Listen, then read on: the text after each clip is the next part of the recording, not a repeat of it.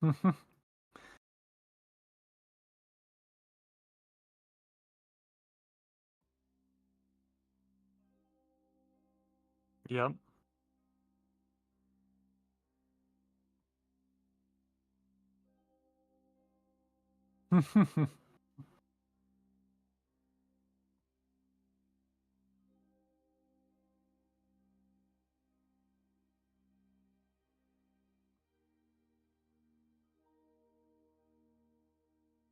Yeah.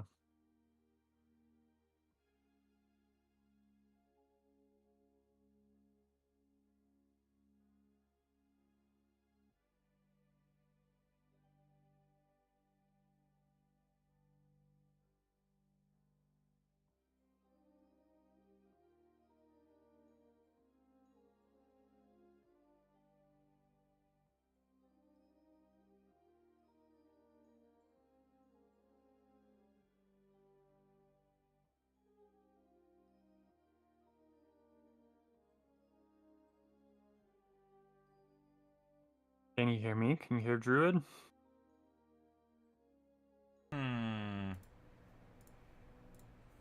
Hello, test. There we Happy go. Juneteenth. Happy Juneteenth. Yeah. Thank you, OKSDM, for telling me that. For some reason, my computer keeps switching what my default audio device is, and I don't know why that is. So I got to figure that out. But you didn't miss much. I was just complaining about being old and new programs making me angry. So, yeah. Welcome in. Welcome in, everybody. How's everybody doing? To be fair, I don't think anybody likes Windows 11. It's pretty malware heavy.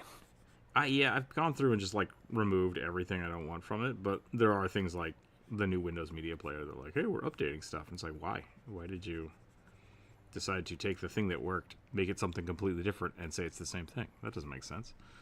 What's going on here? What's going on here? Cough, cough, Wizards of the Coast. Get your shit together. That's all I'm saying. Hope everybody had a good weekend. Hope everybody's having a good week. Douglas, welcome in. Elliot, welcome in. Is it still every other Windows that works well? Maybe. I remember people hated Windows 10 when it came out, so. Yeah. There's a part of it that's like, it started that whole rant that nobody heard about me not wanting to be that guy that just like, I hate change, because I generally like change, but not when the change is bad. Like, that's the. Like, Outlook is also changing. Like, here's the new Outlook. We've put ads at the top of all of your stuff. It's like, that's not an improvement. Brush settings, get out of here. Oh my goodness. Okay. It's going to be one of those days. I can feel it. I can feel it. Did you look that up by chance? I tried and I could not find anything. It's buried in Google under some search parameter that I can't figure out. So I'm just gonna deal with it until it pops up for me again, and I can identify notifications. A search term. Never Notification. save. Yeah. We'll try that. We'll see if that changes. Yeah. It's not like it's not like new Windows is a game with fans and care about it. Okay, that's fair. We should make it right instead of fast. Yeah. New Outlook is not functional in my opinion. Yeah, same. Like, it went from me. I have like 2 personal emails, work email, other work email, and then like I have a lot of email things, right? And so in the old one, what I would do is I would click on this, it would open up my inbox, and I could see what was in there. It's like, okay, nothing, good, and I'd leave. Now I have to click on this, open a tab, select inbox, go over here, wait for the ads to load, and then I can see my. It's like, why did you add 5 clicks to me using your functional program? What is happening here? And then every time it starts up, it's like, hey, we're switching you to the new thing, and there's nothing you can do about it. And it's just like, you just added a pop-up, so you just malwared yourself that I now have to click no to. And then after I go into the program, I have to check a box to go back to the old program that worked. So it's just like, I don't know what is going on. I don't know what's happening. I remember when UI design was really, really like, we're going to make this as streamlined and sexy as possible. And now it's just like, what if we bloat as much as possible? So that's my grumpy old man for the day. Who needs quality of life improvements when you can have new things? Mm-hmm. I've been on vacation for the last 5 days, and I'm exhausted, so here we go. I say vacation. I put up a whole bunch of lights in my house. I did all the yard work. I worked on my truck. It was pretty nice. I got things done, but I'm tired. Got rid of a quick step, and a group email boxes are sub-nested. Yeah, exactly. It's super annoying. Super annoying. I'm also beat to shit because I climbed around in my attic. And every time I do that, I come down with, like, bruises and scrapes. And it's just like, how? How did this happen? Didn't get electrocuted, though, so that's good. Yep. Yep. That's a plus. Mm-hmm. Okay, SDM, how are things going? I got some of the chit chats. I've got a whole bunch of artwork that we've done for OKSDM for the Sagas project that I will probably share with the Patreon members this month because the video has not come out and I don't know if it will. So I'm gonna try to make some cool little token standees and stuff with that, and we'll share that around. And I will also be giving that out to OKSDM for their Patreon members and stuff as well. So should be a good time. We have a lot of suggestions. I think maybe because we didn't get to draw so many last week. But yeah, we have like 30 something, so we'll see how it goes.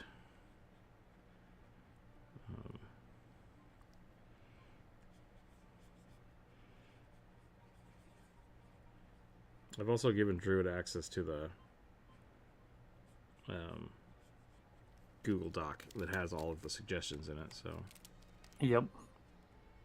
Druid gets to see behind the veil. I don't peek very often, but Pay no attention to the man behind the curtain. That was one of my favorite big bad evil guy moments. The Wizard of Oz, yeah. Pay no attention to the man behind the curtain. All the while he's like trying to put the curtain back. Yep. Just disregard that. Ignore me. Things are progressing. Starting the first Sagazine. Nice. Sagazine, how would you say it? Sagazine?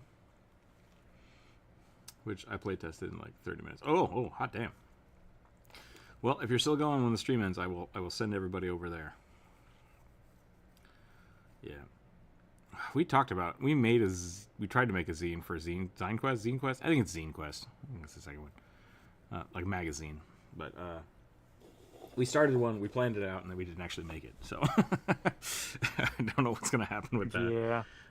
I have been looking at, like, with the YouTube shorts I've been making, I've been trying to do a really small piece of art and make a cursed item. So I think I am going to try to make, like, a cursed item zine. And maybe a deck of cards or something for Patreon members. We'll see how that goes. But I'm trying to get back into that so I can do something like the Monster Manual. Because I've always wanted to do that, and I just keep putting it off. We've got a lot of little projects that I'd love to get my fingers into and see how they go. And we might have to switch to that versus the viewer suggestion just because of the way my schedule is going to be switching up here in a few months. So we should do a Discord art challenge as these games release. Posted the D&D to subclasses list. Might be fun to do the same thing. I've done a few like art challenges and drawing things in the Discord before, and I think like you might be the only person that's ever participated. So I don't know. I think the Discord is a lot more of people hanging out than artists. There's a handful of them. Like Octoboo's in there, does some amazing art. Yep. Homing Chicken as well does some cool stuff. We might get a better turnout now because we do get more people posting art more frequently. Yeah, that's true. I remember when you did the rugby Christmas drawing challenge, and I think it was me and one other person that submitted something. But we've got more artists in the community again. The other thing I might do is I might start, instead of doing the viewer suggestion on YouTube, we might have it posted in the Discord and then just do a Discord like only from Discord list. That might be a good kind of alternative week thing, because then people will start interacting with that part of the Discord more, the art suggestion there. But I don't know. This is a home game for now. Oh, okay, gotcha. I didn't see the wizard in Wizard of Oz as a big bad evil guy. In my opinion, that was the Wicked Witch of the West. That's fair. Yeah. The way he portrayed himself, though, as like this large, benevolent ruler, right? Like, they were scared to go see him. Yeah. Which maybe that's more because of his infamy than him being, you know, evil. But at the same time, the Wicked Witch of the West was kind of just a weird... Give me them shoes that you randomly got. You killed my sister. It's like... Okay, that's fair. That seems legitimate. Yeah. Maybe Dorothy was the big bad evil guy, but it was a challenge they had to overcome. And I think I've used that before when like it's a big evil guy, and then it's like that's an illusion. It's like no, ignore that. Don't look. I like the bad misdirects, you know.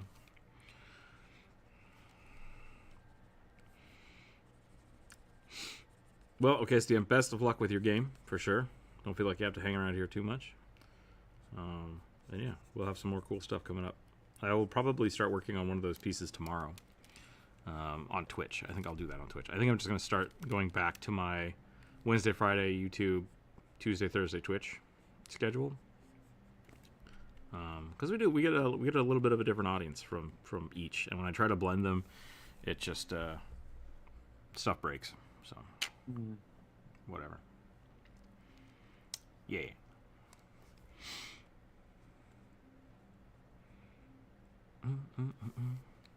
Okay, I think I'm good with this rugby. I think I'm happy with this. It is still early, which is fine. I did start a little early so we could do a few more drawings. But at the same time, I want to make sure that we wait for people to show up, you know? I want people to be here when I draw the stuff. That is not a good sentence. I wanted people to be here when I draw the stuff. Bang. Bang. It's all about the inflection, and I did that one terribly, so I apologize for that. Dice.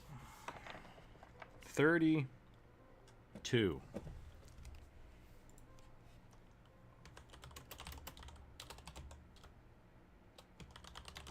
Ooh, okay, Stan, before you leave, do you have a program or a thing you use to roll dice for the chat, like in Discord? Have you found anything good for that? I bet I could just use the Google API.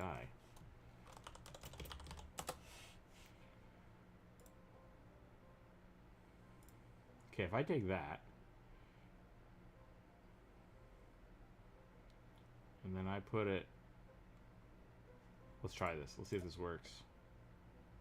If I add a new browser, I'm gonna call it Dice, and I do this. Nope, that is just Google. That is straight up just the Google, which is not. I need an embed code. No, hold on. We can figure this out. This will be fun. Why are we here? Nobody knows. What are we doing? Who cares? Doesn't matter. It's all fake anyway. Nothing's real. I'm just an AI, and everybody is being tricked. So.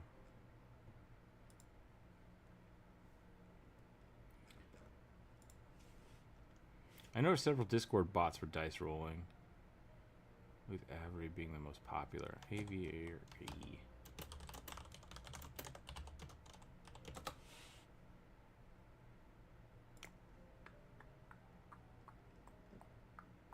Ooh, oh, that's a bot. Interesting. I like it. Okay.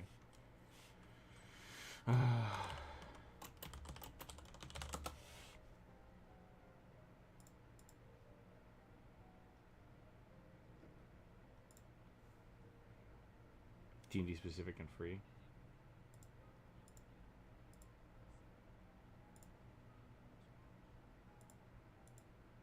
Oh, that's funny.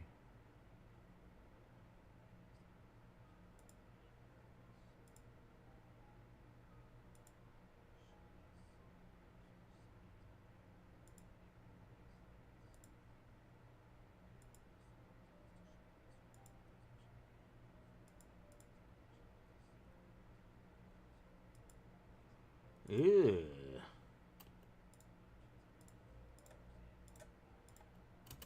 I could. This would be maybe a little over-engineering it. But I could paint a small green screened dice tray and then roll dice in it and just have a camera for it. That would be kind of an awesome project.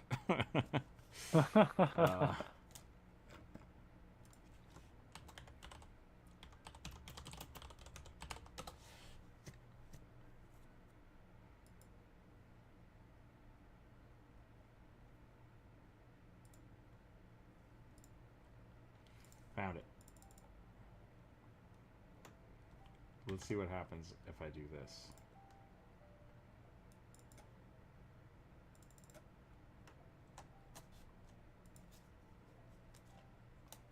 That broke. That broke real hard. This one? Nope. Nope, I broke it.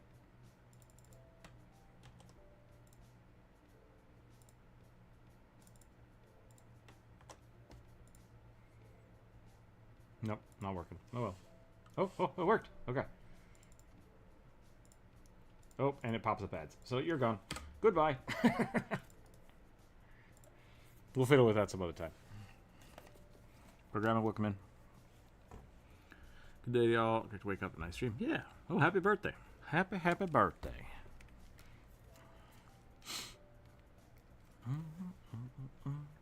Okay, let's roll some dice. We will do it the old school way. I'm going to roll 2d20. And if we roll...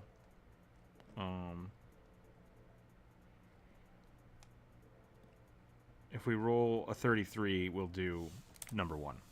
So that's how we'll do this. I sometimes do volunteer test work with Pesto Productions, who use Avery. Oh, cool. 30. Thrycrane Artillerist Artificer, who's based off of 50-60 sci-fi. Okay. So, big rubber masks and laser guns. I'm really surprised that there are not more laser guns in 5e. Because it's essentially just a wand. Like, at that point, yeah, 100%. It's just a wand. It'd be so easy to skin them that way. Or Eldritch Blast. It's just like Eldritch Blast is a laser gun. We really don't get enough laser guns in Pathfinder either. Yeah. Which is funny because like originally a lot of the revolvers and stuff were found on a spaceship. Yeah. like oh yeah, cowboys from the future. It's like that doesn't make any sense. What's happening here? But because the Starfinder universe exists, and I think that might be wise. They're like, yeah, just use stuff from Starfinder. Yep. I don't know what I'm drawing, but that's not a bug. I'm trying to think about like old school creepy bug aliens.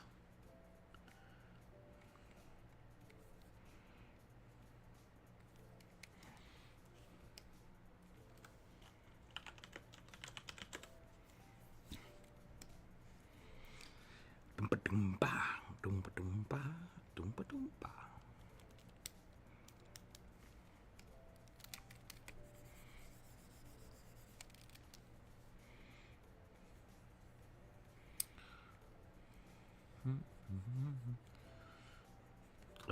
Is it still? Yeah, it's still June, right? Yeah, Kai-June. So we're good. Yep.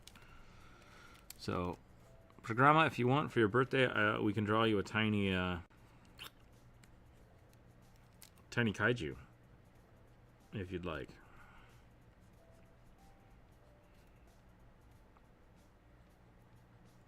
It's usually what we do around here.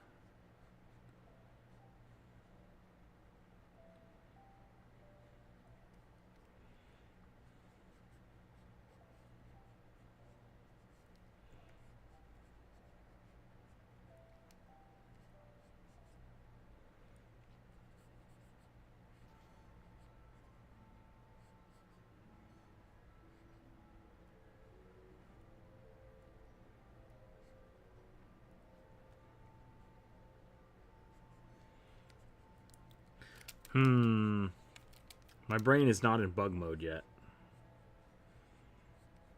My brain is in like eldritch horror mode. Yeah.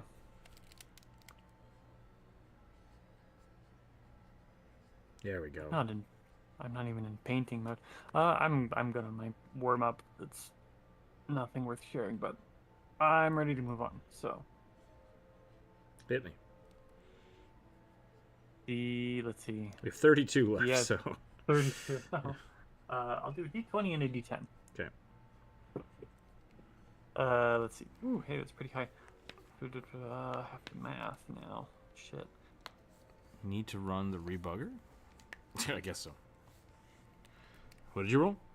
Or are you already on the list looking? I'm already on the list, but I'm stuck doing math in my head. 15 plus 8 is 20... 23. 23. Himbo Null Wizard with Mage Hand in place of his missing one.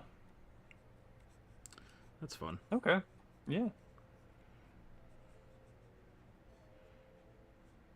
I started looking at the gunslinger, and I tried to make a kobold gunslinger. Mm-hmm. It looks like it could be pretty fun, but the interesting thing about the way the gunslinger works, like when you're selecting the path of them, it's like, do you want to use a sword and a pistol, 2 pistols, some kind of gun, blunderbuss, axe, or like a gun sword? And it's like, I don't know. And the really interesting thing about this is it's just like tank, fighter, rogue, swashbuckler. Yeah. And so it really feels like the gunslinger is like a very weird blended class that you can kind of build whatever you want out of it. And I think I accidentally built a kobold tank gunslinger, so let's see what happens. But I've seen my goblin with the didgeridoo in the Discord. Thanks for that. Yeah, no problem, handsome. Welcome in. Hey, I don't have permission to modify this document, so do you want to mark 23 as rolled? Get rid of it. You should have access. I'll figure that out later. Yeah. Doesn't matter. I just want to make sure we don't get stuff mixed up. Yeah, I can't edit that. Get drawing prompts mixed up. So I will do that later today.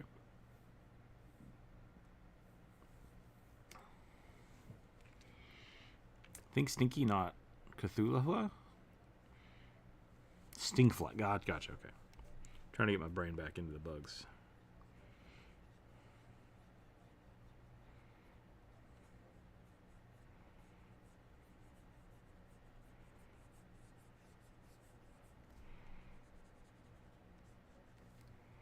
Alright. Hyena reference is go.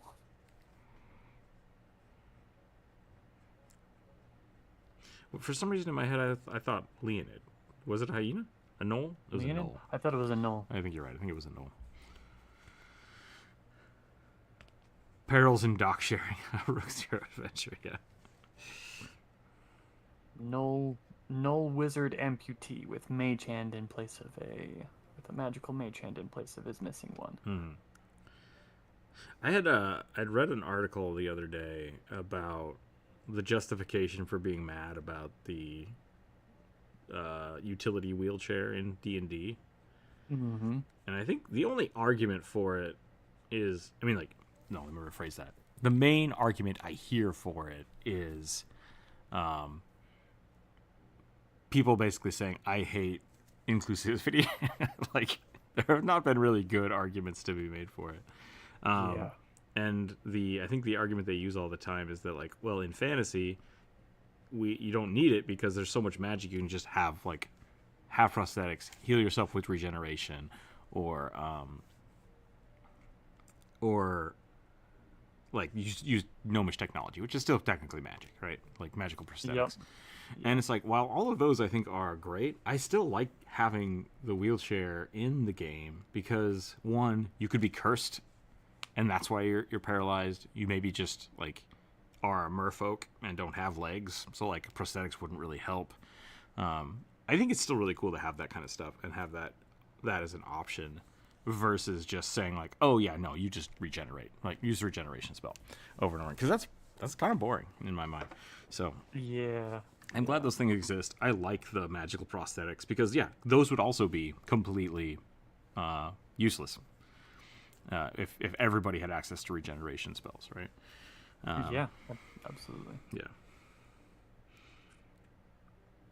Because if you're making that argument, then like you no longer have eye patches. Like pirates can't have peg legs. Like there's a lot of thematic things that we in this world would kind of just understand natively, like because they're real world items and uses. Yeah.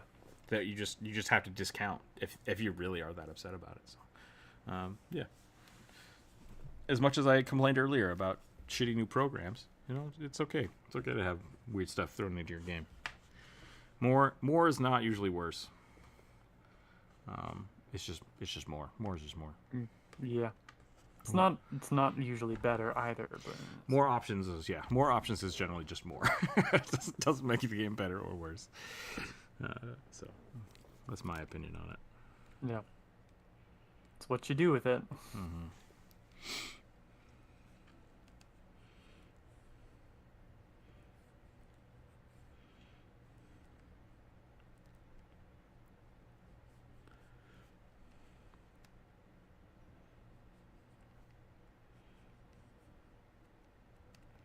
Let's see. Wizard's gonna want to wear some kind of robe, probably.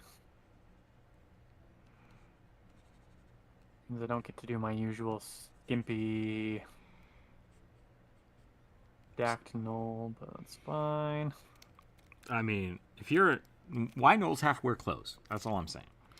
Like, I mean, one, they're already climate proofed, right? Yeah. They're gnolls, and two, they don't really have sexual dimorphism. Yeah, so like, there's no sexual traits, so they're not being modest. They don't have to deal with weather or modesty. Why gnoll need clothes? Like, Because wizards wear big robes. Fantasy rule. I guess they Just do like have pants some. have to be big and poofy. Yeah, I guess so. Maybe you don't want the big floppy bits.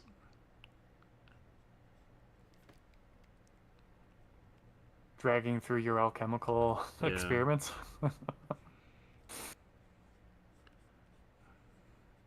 I guess there is an interesting question here. Are wizard robes PPE? Are they protective equipment? Oh yeah, I don't against know. Spell backlash. Let's see, what does Dresden say about this? Dresden says you have to like. No, I remember. Okay, so Dresden, to do a spell, you have to like take a bath, like 2 or 3 times, so that you are completely clean, so that there's no contamination. And then you have to like meditate and clean your mind so there's no mental contamination. And then you put it on a robe because it's really fucking cold in the basement. So bathrobes work, yeah. Right.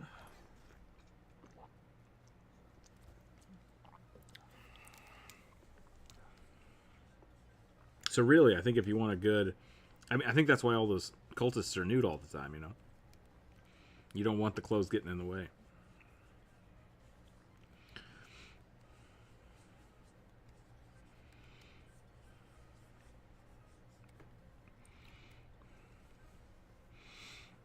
I'm trying to make a spacesuit here, and it's turning into a sweater.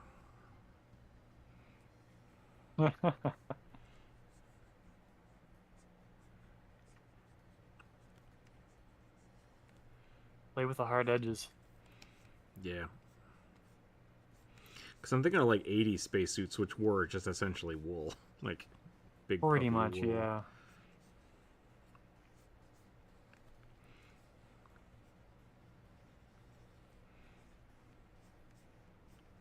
Did Doom come out before Wolfenstein, or was Wolfenstein the first one? And then Doom I don't know. just... To Google. Yeah. The Game Grumps were playing the new remake of the what's it called? Chex Quest? Chex Quest. Do you remember Chex Quest? No. It was I'd say it's a Doom clone, but with sponsored by the Chex Company and themed for Chex-based space adventure. Warwick, hello. Welcome in. Crips are breezy. Yeah, that's true. So somebody remade that game, which I think is hilarious. But it came in a box of cereal, and I remember getting it, and it was awesome.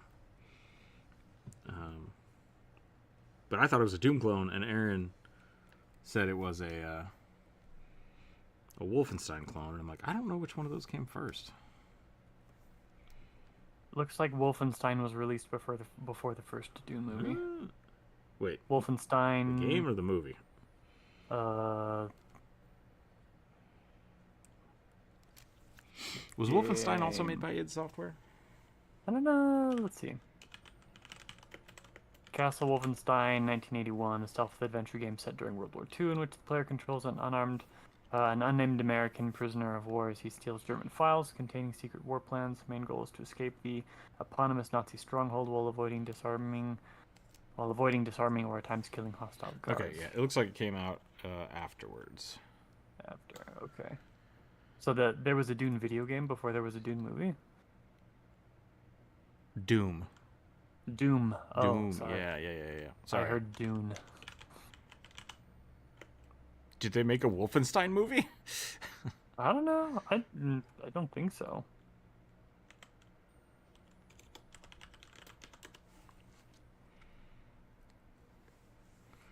Wolfenstein came out May 1992. Oh no.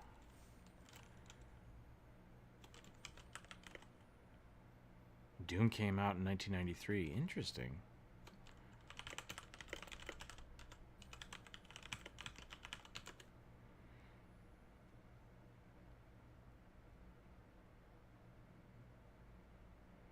Doom, Wolfenstein, and Quake have all been connected into a shared universe. Oh, cool. After id Software was purchased by ZeniMax Media.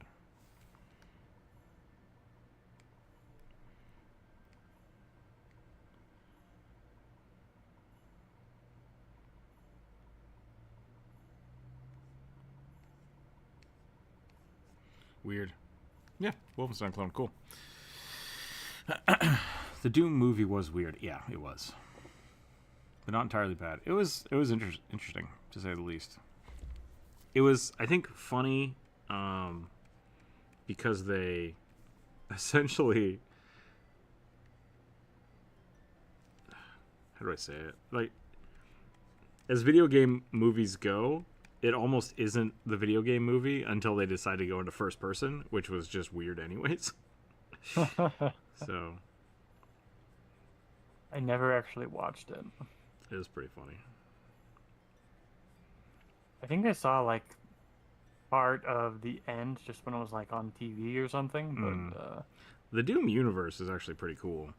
The new games kind of, I feel, went a little over the top for the story, because it was no longer like, oh, it's just this Marine trying to survive a demon invasion. But like they gave it way too much backstory and lore and turned him into like Master Chief, but made by angels, which are also demons and aliens. It's like too much. But I do like the concept of, you know, going to Mars and finding a portal to hell. It's like, ooh, what's happening? So I'm a fan of that. Which I think Dead Space did a good job of kind of like re-envisioning that in a way that feels more cohesive. Maybe not cohesive. I want to say like believable. Whereas the Doom universe very much feels like humanity's just kind of fucked and doesn't matter anymore. Yeah. And nothing makes sense. But the Dead Space universe feels very much like it could happen. That's where I'm getting at. Like, what if humanity did find a portal to hell somewhere in space? That would be interesting to see what happens.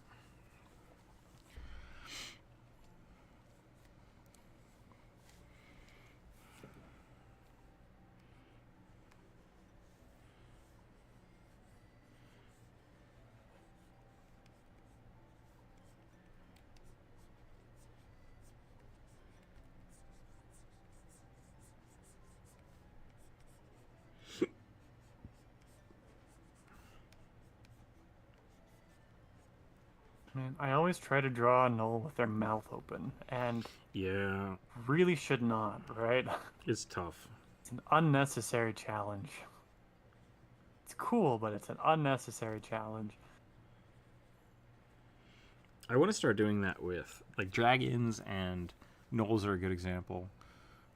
Thank you, Tom, for the link. I'll check that out later. But I think that, from what I can see, it's a Discord bot, and I don't know if that will work the same as me trying to put it in OBS. So I looked at it though. The bot itself looks good. What was I saying? Shoot. Drawing creatures with their mouths open. I want to start trying to draw a little more dynamic poses as it comes to like drawing the mouth and stuff for things that have kind of a bill. Kobold's the same thing. Yeah. But stuff. And the gnolls just have a weird head to begin with, so. Yeah. It is somehow both blockier and rounder than every other creature. Mm-hmm. And it's like a lane crocodile. Yeah. They're so weird and shapy, and like I love them, but I have the hardest time drawing them. With no man giving bug side eye. Yeah.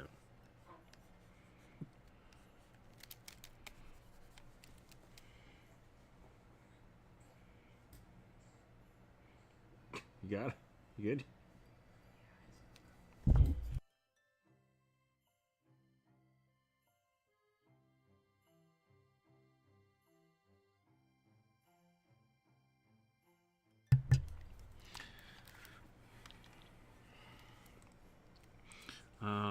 I made this bug body too big. Let's do that.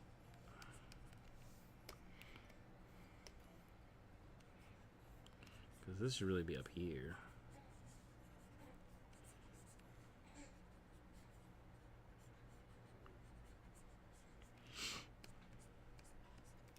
Dalcor and I had talked about basically spending one day a week, like having a meeting one day a week, and talking about game design. Like, I don't know if we're going to stream it or anything, or if it's just going to be like, hey, we want to actually get a project going and do a game design meeting. So hopefully that will also kick off the ground. But yeah, sounds like tons of fun. Yeah. But also would be productive if you want to actually start making video games. Right. Or whatever other type of game you're planning on. I think our plan is to make a small tower defense game, and then a platformer, and then go from there and see what happens. Oversized sweater is a great fashion choice. Yeah. Keep your neck warm in space.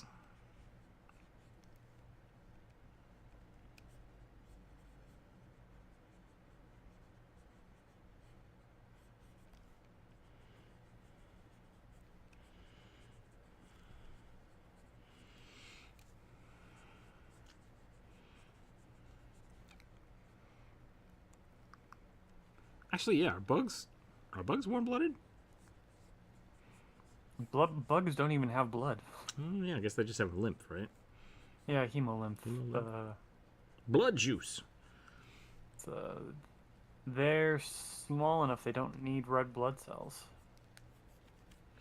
But I guess they can. Do they freeze? Because like bees cool down and kind of freeze. Yeah. They can. It depends on the bug species, right? Because there are species of beetle in Antarctica that are basically freeze proof. If they freeze, they can be frozen solid in blocks of ice, and then when the spring thaw comes, they just kind of like wake up and come back to life. Frogs can do that too, which is kind of cool. Yeah. I discovered that myself when I was a kid. I found a frog frozen in a pond, and I took it and brought it back to the house, and then it just thawed and hopped away. And I was like, oh, okay.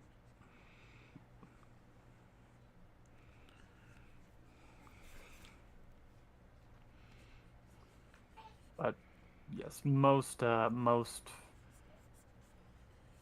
small arthropods are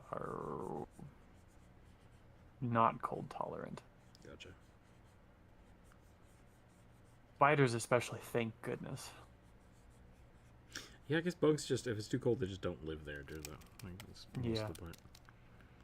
Depends. I had a spider on my face yesterday, and that was great. Hmm.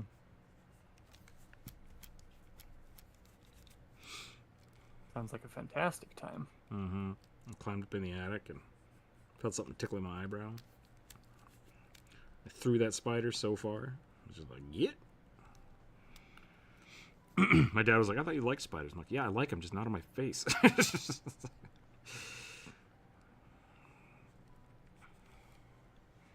You can respect a thing and not appreciate the sensory Yeah. overload that happens when it crawls on you, right? Yep.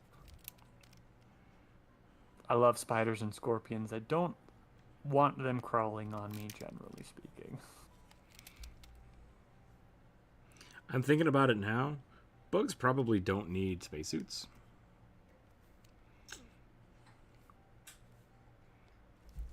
Probably not.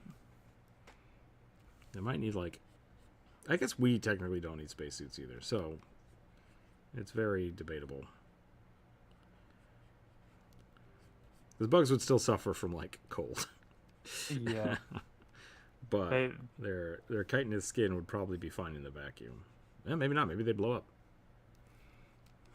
Yeah, the pressure differential is pretty rough.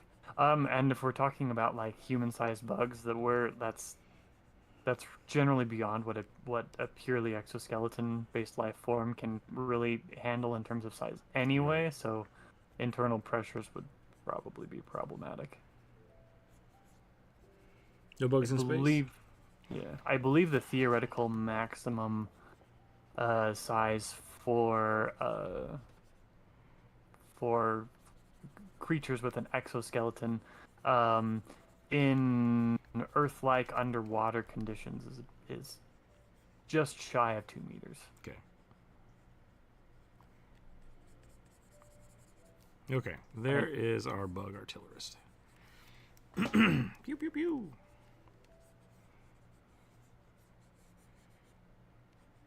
It's cold on endothermic species ships. More pressure, bigger bugs. Yeah, they would have to, like, pressurize their whole spaceship, so I guess they would need a... Oh, God, I just realized something. I haven't checked in on my other job for a while. Let me do that real quick.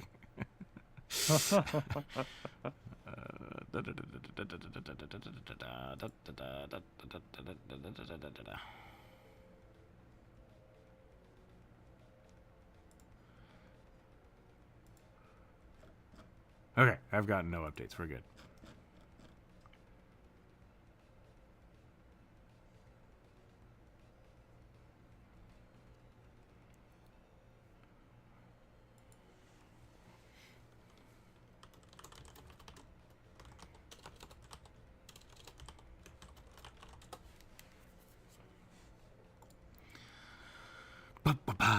Okay. All right, rolling some dice. Here we go. 25. A male human supervillain, i.e. cape, beard, evil sneer. Okay. Supervillain, though, hey? Are we thinking like Omni-Man supervillain or like ties people to trains supervillain? This might be a good opportunity to try some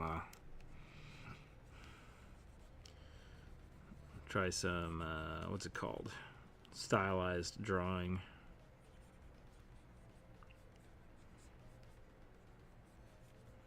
Just really get some shapes going.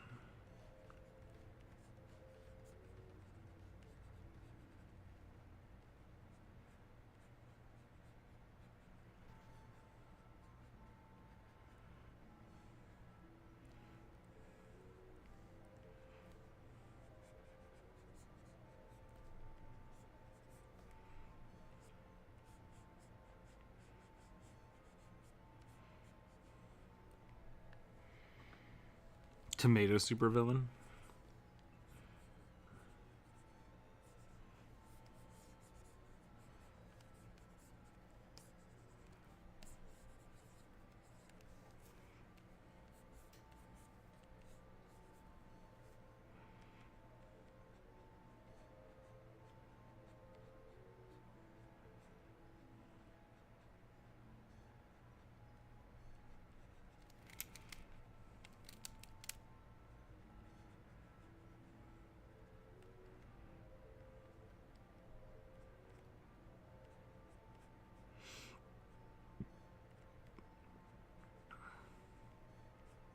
hyenas apparently really actually need the little tuft, crest, mohawk, whatever of fur. Otherwise, they don't look right. Sorry, side note, unrelated to what you just said. Yep. I'm sad that Desna's Dutch oven didn't get more of a reaction. Yeah. Yeah. I enjoyed it. I was feeling sassy on that post. It was pretty good. It was a good post. Your response, I mean. Thanks. I feel like my shorts either just don't get views or like they pop off really well when they do get views. That's the stupidest sentence I've ever said. When things are successful, they're very successful. I feel like I either have things that pop off really well or they just don't get seen. Like it's one of the two. So I don't know if people didn't know that I posted a short yesterday, or if I'm like not sending it to the right people. Like with the tags, like not sending it to the right groups. But I think the cursed items are pretty fun. I like them. Wouldn't using your own son's body to force him to unwillingly cause the death of an entire subway train be more evil than just someone on the train tracks? Yeah, that's true. Omni-Man's pretty fucked up. Like, 100% Omni-Man is fucked up.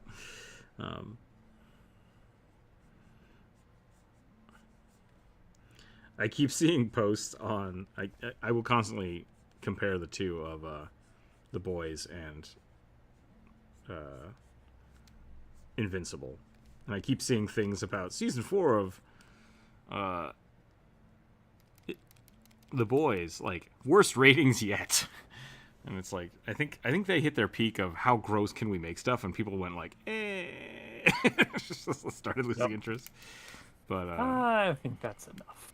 Yeah, I think Invincible's doing a much better job of kind of staying true to what they want to do.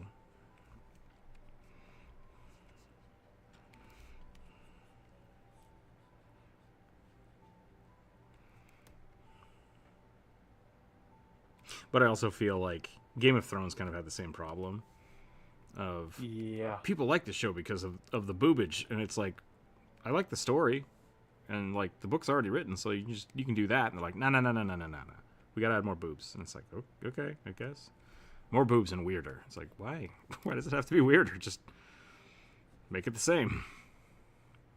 Push the envelope. Yeah, because The Boys is like super deviating from the comic now, and it's like it's just getting weirder and weirder. Strange. They shouldn't do that. Like, I'm always surprised that Hollywood doesn't like understand this concept of like all animes are bad when they stop following the manga. Yeah, yeah, but like it's not just animes, like right, like that's the most prescient example. But like, if you're going to do an IP that already has a rabid fan base, don't piss off the fan base, because like if you stick with the original story, that fan base is going to follow you all the way through, right? It doesn't, like, they're there for the nostalgia trip, right? If you're trying to bring in a new audience, like that's great, but like as soon as you start losing the new audience, if you also are making decisions that are going to alienate the original fan base, your show's screwed. It's dead, right? There's just, I don't know. So The Walking Dead, yeah, same thing. I Yeah. stopped caring about The Walking Dead like season 2 or 3 because it was just deviating too weirdly, and I was like, the comic's better. So I just went back and read the comic again, which is good. People who are making the kind of decisions that are killing shows in Hollywood don't seem to ever learn the lesson. Yeah. Right.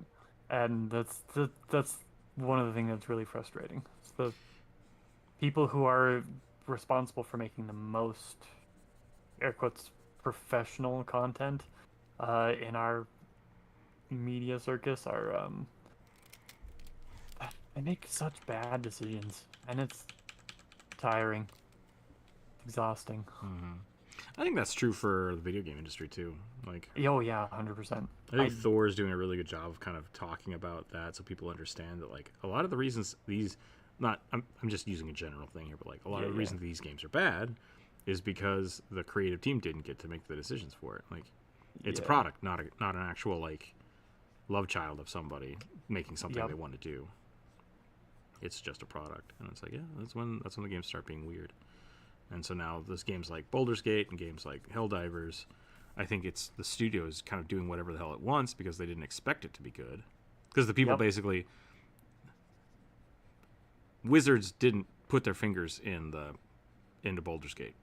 Baldur's Gate 3 was designed by a team of people that wanted to make a Baldur's Gate game. And Wizards is like, oh, that's going to be shitty, but yeah, we'll give you some money for it. Sweet. Use our IP. That's great. And it's like, oops, really good.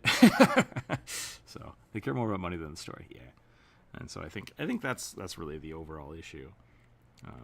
And with movies especially, because there was like the big Netflix boom, there's like a handful of people that made some really cool stuff, and there is a lot of garbage. Like, there is just a lot of garbage. Yep. And so, I do, like, generally I do agree with statements you've made in the past where it's like having more stuff is not bad. It's generally a good thing that there is more content out there. There's just some stuff that gets released and you're like, I know they could have done better. Somebody made a stupid decision, and everybody who was in the project knew it was a stupid decision, and the person who made that decision would not walk it back. We were talking about that for Dune. It's just frustrating. The original Dune movie was directed by what's his name? The Twin Peaks guy. I know who you're talking about, but his name escapes me. Yeah, David Lynch. David Lynch, that's right. The Last Beanbender, welcome in. And he hated it. He hated making the film. He was like, this is stupid. I don't want to make it, but I'm going to make it. They won't let me do what I want to do. We can't really do what I want to do because we don't have the technology for it. This movie sucks. And it's a weird one. The original Dune movie is a weird one. And the remake, I think, is awesome. I think they did a great job. Yeah.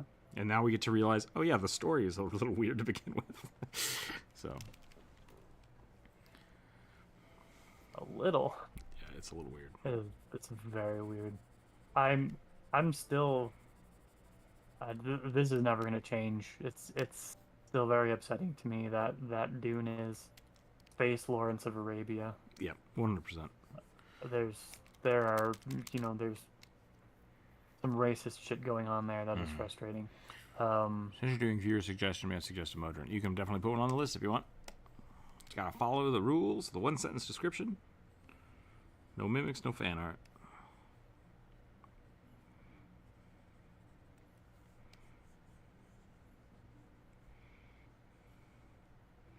I'm gonna do a big skull here. I gotta get this mage hand in here.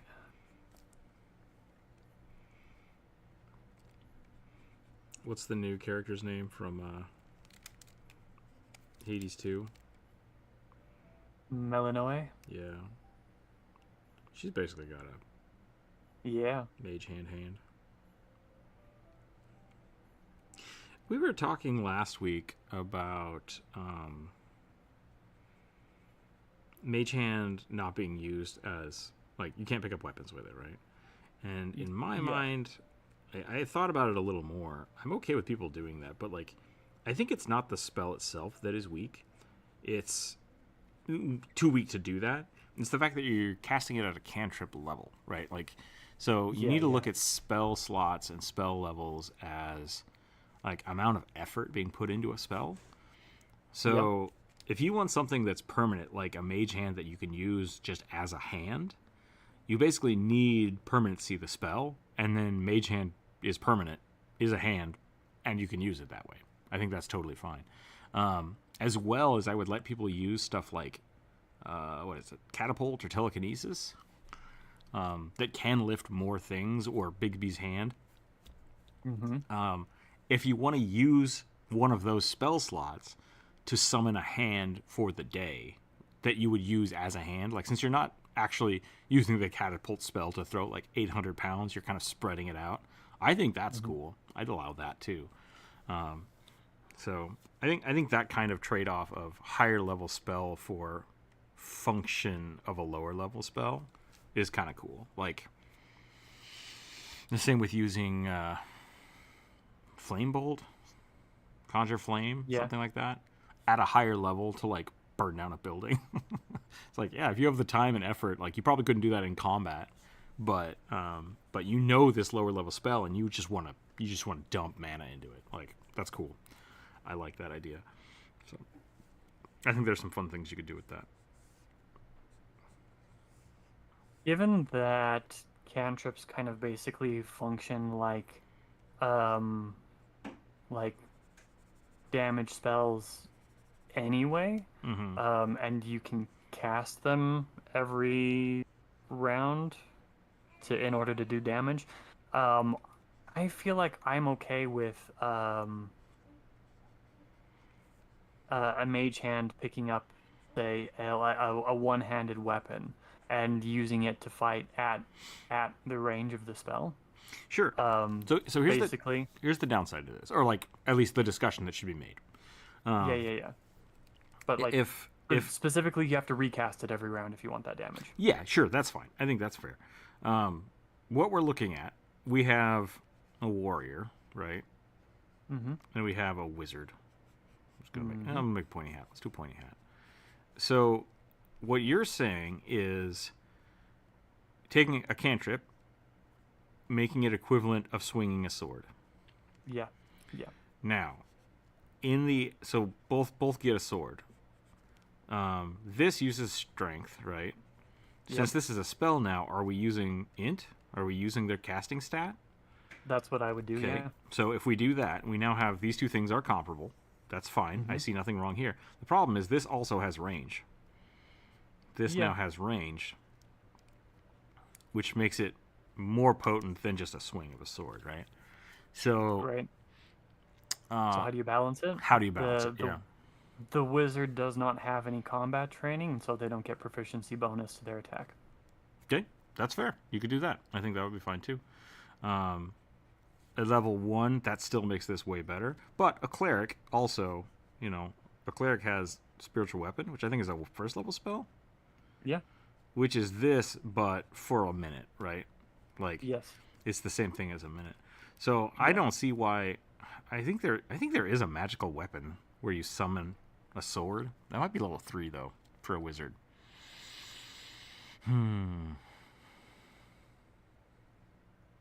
I think it's fine. I think you could fiddle with that because this is also concentration. Swinging a sword is not concentration, so that's something you could definitely play with. Hand of the Apprentice spells. Take advantage of the ones. You can levitate a weapon, hold the weapon up. Nice.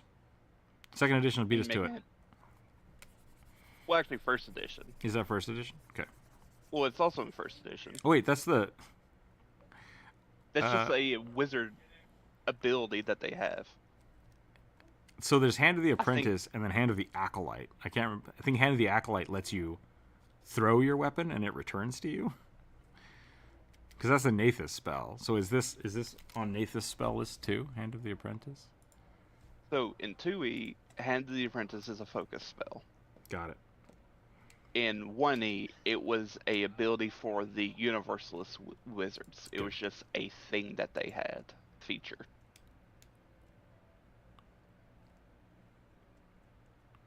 You write D&D or D&D? Still is. Yeah. So. Okay. I like it. Let me put this on the list for you.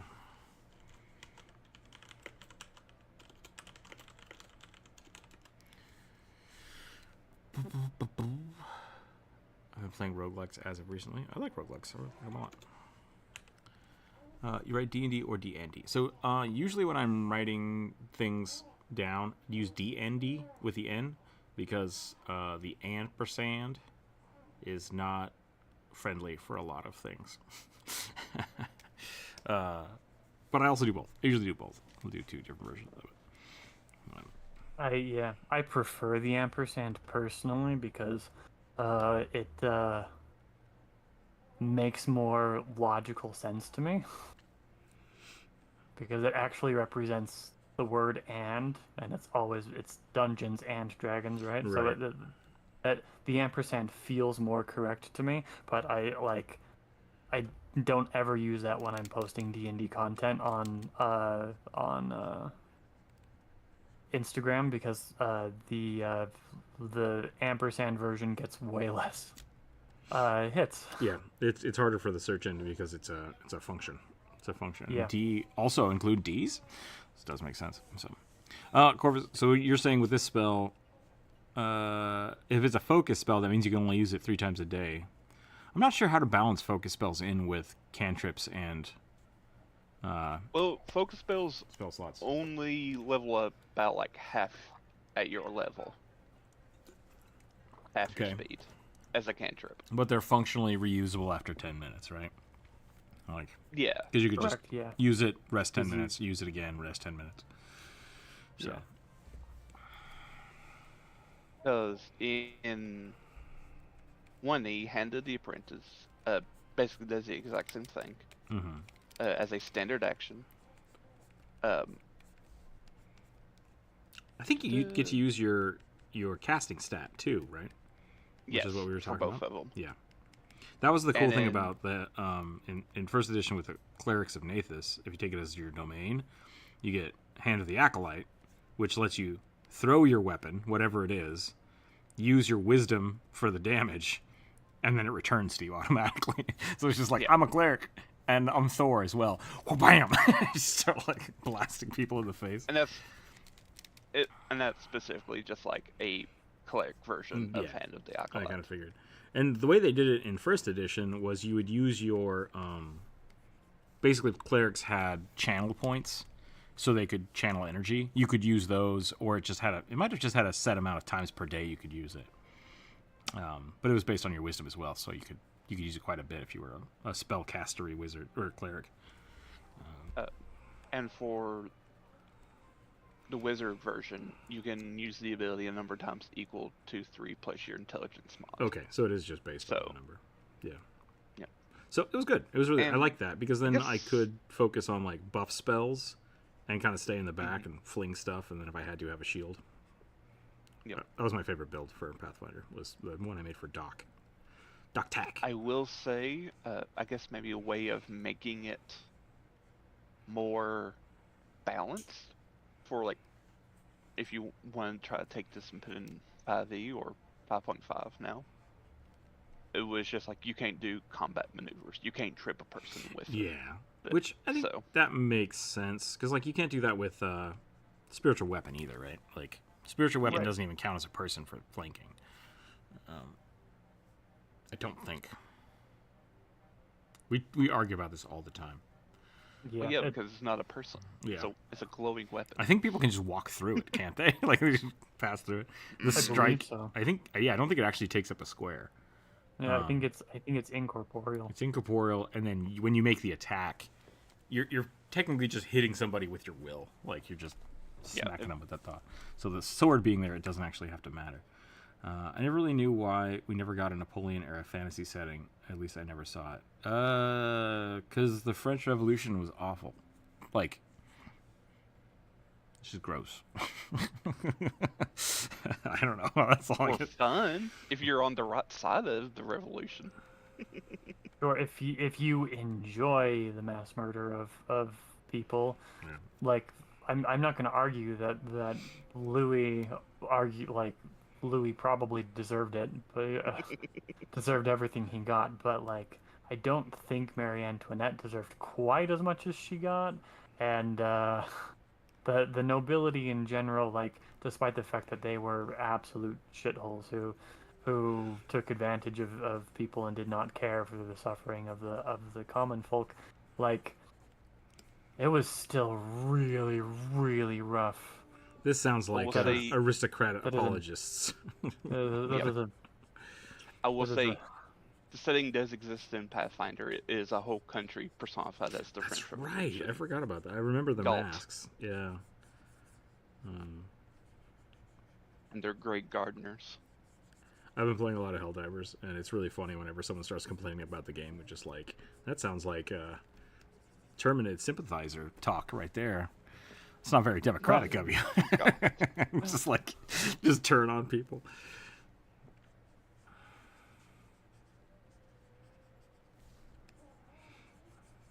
That sounds like communism. If you haven't seen the new, I liked the Fallout TV show, but they do a couple like flashbacks to right before the first bombs drop, I guess. Mm-hmm. And it's a bunch of that like that's commie talk. It's just like, I think it's funny. It's just like, it's great.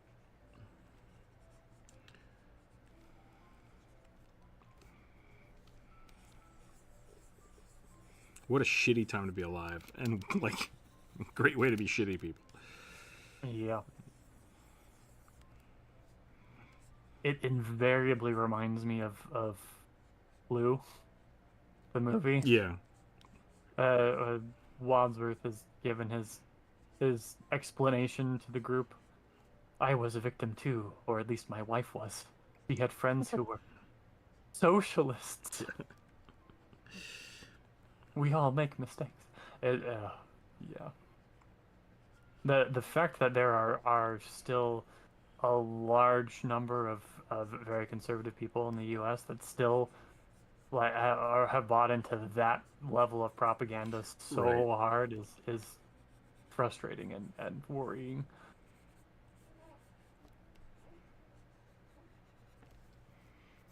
All right, I think I'm about done with this guy.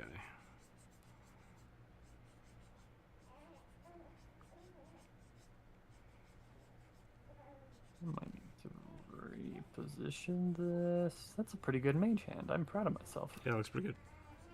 Anywho, how is everyone doing today? Good. Yeah. Good. The Scarlet Pimpernel. Oh, I do love the Scarlet Pimpernel as much as I disagree with his political stance. I thought that was Musketeer related. I don't know what that is. The Scarlet Pimpernel is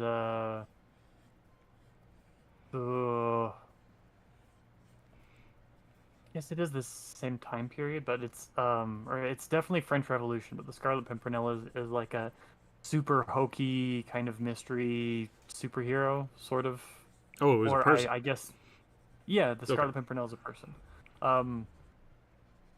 Technically, it's a flower, but the Scarlet Pimpernel was a vigilante persona. Gotcha. And yeah,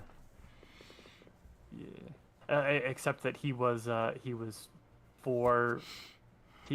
saving nobility from the Gotcha. from Okay. the French Revolution.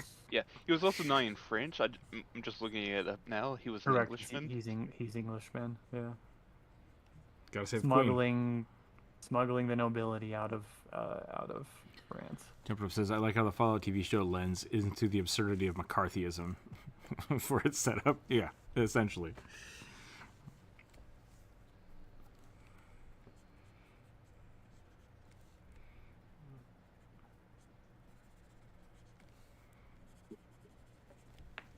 Okay, I think I'm done with this guy. This guy looks pretty evil.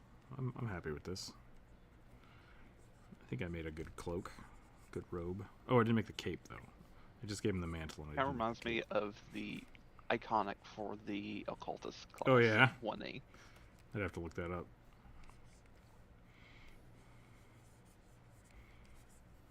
I need more Wayne Reynolds in my life. The Batman of his time, right? If Batman was evil Mm-hmm. or misguided. Was the If Court Batman of was Owls? the Court of yeah, Owls. the Court of. Yeah. If Batman had joined the Court of Owls. Or he was Owlman. Essentially, yeah. Okay, I need different dice. So here we go. Owlman always reminds me very specifically of Watchmen. Yeah. Yep. Lizard folk rogue using magic to pick locks. Oh, pickpockets. A magical lizard folk rogue. Trickster.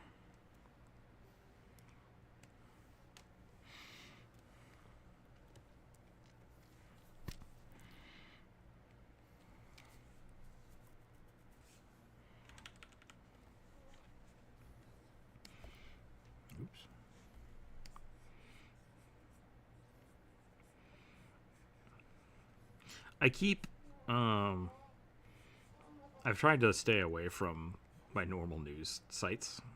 I've just been like, Yep. I don't want garbage news, but because of that, I'll just peruse news headlines, and Yep. I keep seeing like new species, long-fingered, terrible, scary, blah blah blah creature discovered, and I'm like, the fuck? And I like read the article, and it's like, we found tiny newts with really long fingers, and it's like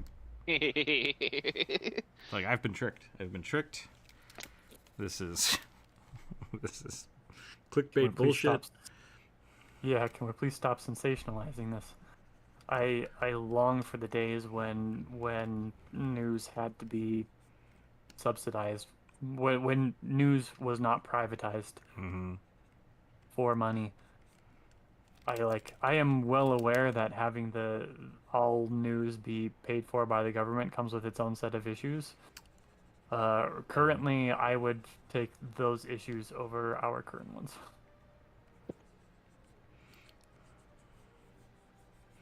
I think PBS is the only one that's PBS NewsHour, technically Yeah. just funded by the public. What about C-SPAN? I don't know. I think it might be right. Because I know it's just C-SPAN doesn't have any live feed. reporters. It's just like, yeah, I was gonna say, like, they don't report. They just show. They just show the news I happening. mean, I'm okay with that. I'd rather have that than a reporter. I'd still rather have a reporter than an opinion personality, but yeah, I'm with you on. I'd rather have just live feed than a reporter. If I needed something on in the background, I had like a big tube TV in my dorm room. I would just turn to C-SPAN, and generally at the time I would turn it on, it was like British Parliament time. It was just like British Parliament is wildly entertaining. That it's is peak like comedy. yeah, it is like if government was a soap opera. Just so many The people floor being sassy to each recognizes other. Lord Chapree of Downton Abbey, whatever. Ridiculous.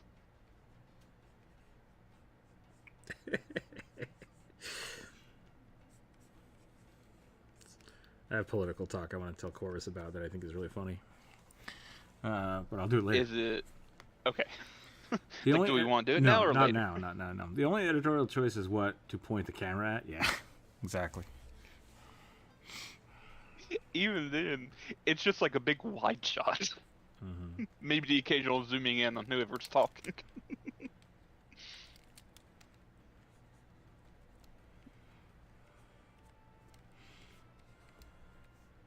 I've managed to catch a couple of things from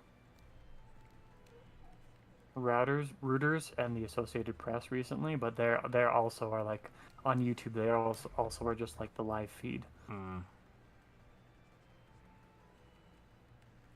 And I got basically zero commentary. I think the last one was talking about a Supreme Court decision, where they were covering a Supreme Court decision, and because it was just the live feed and I tuned in either too early or too late, I couldn't tell. I had no information except for the snippet of the video description. No context. And, no context news yeah. feed. Yeah, exactly. So that was a little bit frustrating. That's fair. This hand is bad, but I'm gonna leave it. Oh, dang. Political talk at a height. I wonder. Oh, political talk is at its height. I wonder when it will drop, or if it's just age of the internet. Yeah, I don't know. Like, there's something interesting about that because essentially, all of the news stations, right, like the classical news stations where people used to go to get their news, have either been bought by the same companies or are, like, super biased and no longer actually news. Like, most of Fox News is not news. opinion pieces. Yeah, they're either opinion editorials or entertainment shows on a news station. Yeah. And so, and that's not just Fox News, but Fox News is a very good example of that because they kind of cornered the market of sensationalism media.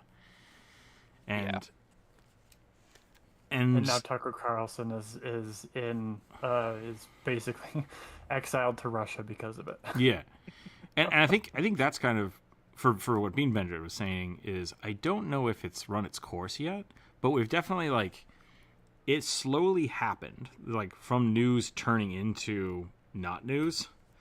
Like that happened slowly over time, and now people are realizing like, oh, this isn't actually news, and so it's shifting to elsewhere, and that's where we're running into like now people are on the internet looking for their own things, and there's more internet-based web platforms. I said web platforms, news platforms.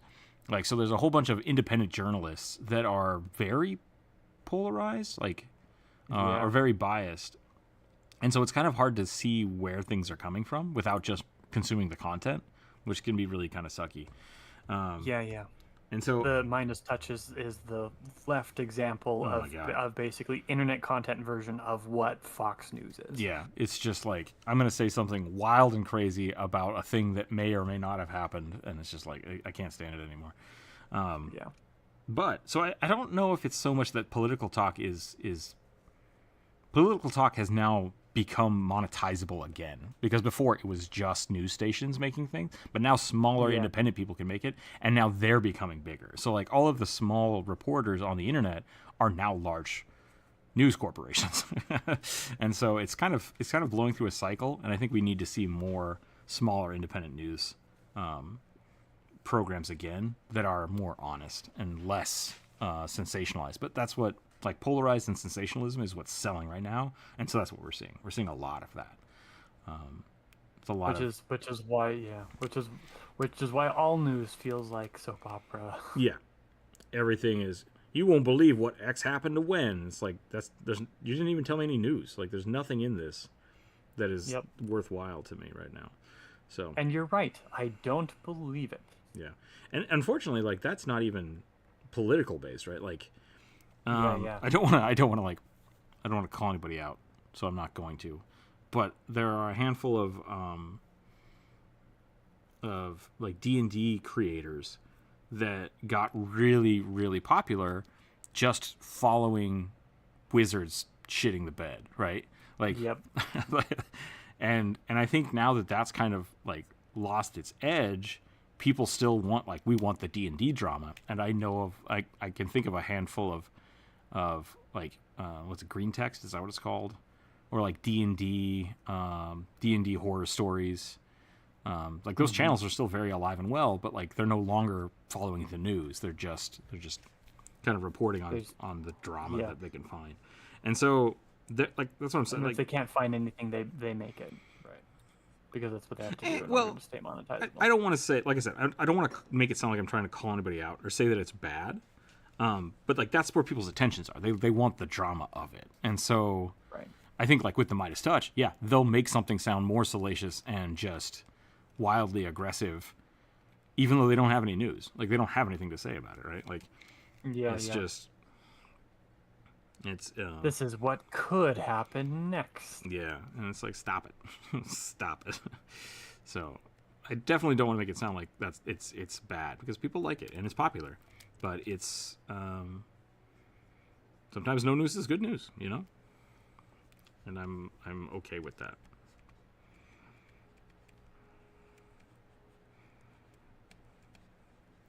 I think a lot of people have drawn that back to O.J. Simpson. Yeah. When Fox News discovered, holy crap, if we just show this car chase, we get lots of ratings, and it's like that was kind of the beginning of the end for TV news.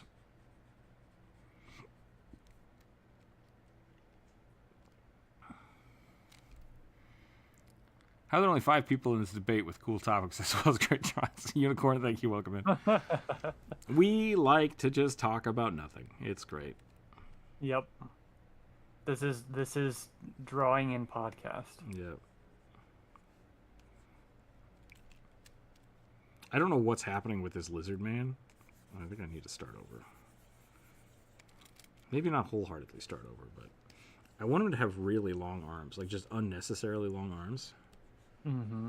But I don't know if there's any lizards with really long arms. Maybe I need to make him stockier. Maybe he needs little stubby arms. Guess. No, I don't know of any lizards that have very long arms. I know of like a lot of tree lizards have really, really long toes. Ooh. But that's to grab onto bark. Yep, I think I drew a cool hand. I drew a cool hand, but I gotta start over. I gotta get rid of that hand.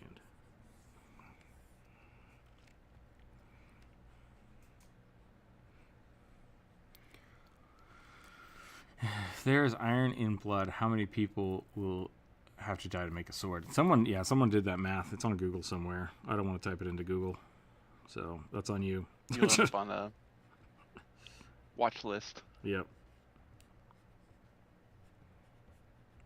There are much more efficient ways to collect iron.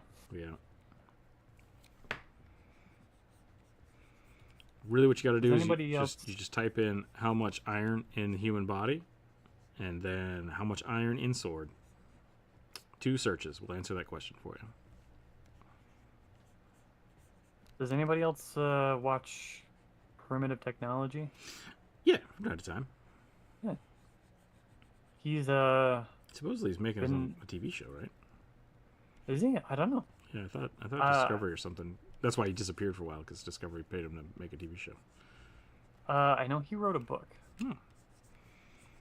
But I've never heard much about the TV show.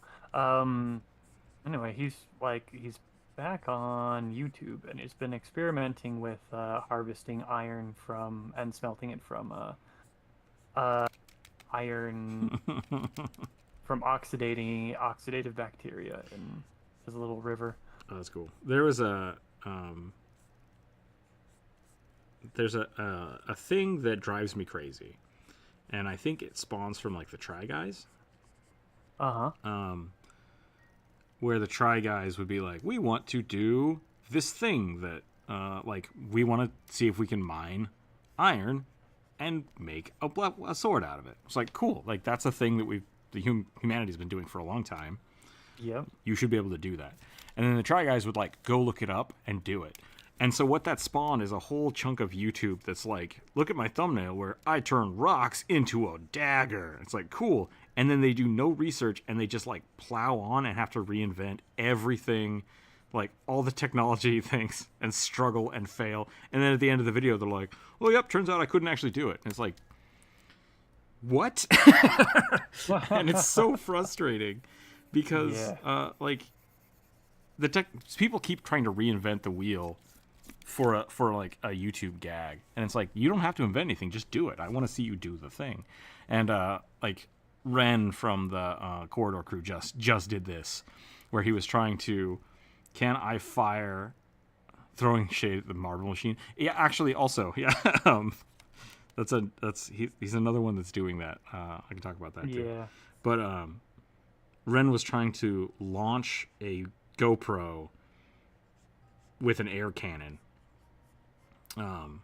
by making like a 3D printed mortar. And it's like, all of these components already exist. And he failed so many times because he didn't just look up like, how do you already do this? And then just adapt what already existed into something that's functional. You don't have to start from the beginning, people. Like, use the amazing thing that is internet and just cultural knowledge. Like, yeah, people are cool because we share that stuff.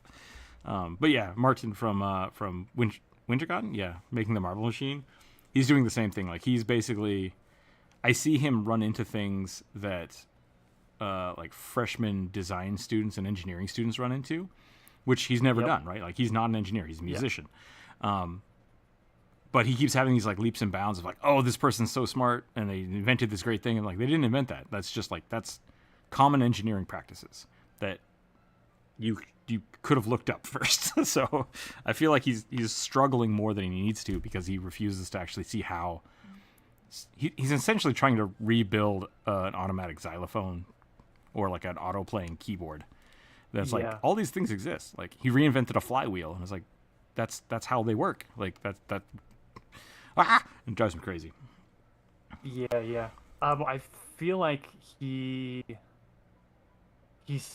I feel like it's not just him. It's the problem is, I think, something, and maybe this is one of the reasons why it's so frustrating for you, and like I have a similar problem. I think the reason it's so frustrating for us is because this is it's a thing that gets beaten out of you in high school art, Yeah, which is maybe.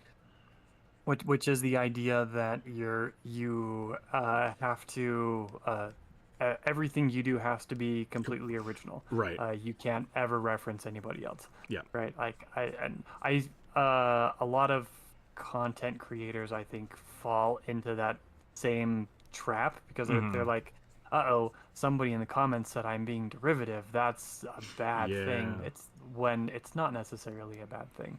So So I I think part of it is like, it's the same thing with like making your own game system. Like, yeah, making your own game system is great. Like, it can be a really fun project. It can be really cool, but like, take the things that work from previous game systems and incorporate them, or use them, or change them in a novel way, right? Like, but you yeah, don't yeah. have to start from scratch. It's like, it's a lot more work to start from scratch every time. Let me catch up on chat real quick. Dead Cells is half off, I think. Nice, yeah. Dead Cells is a lot of fun. I've made some art for it in the past. Submitted 3 things recently, so I have to ask: have you made a pug, monkey, or mantis shrimp? Not today. I don't know. Did you submit 3 things this week, or are these different things during the last few weeks? So you can only suggest 1 thing a week. Sapphire, welcome in. French toadette person? I don't know who that is. Odette is a female toad from Mario.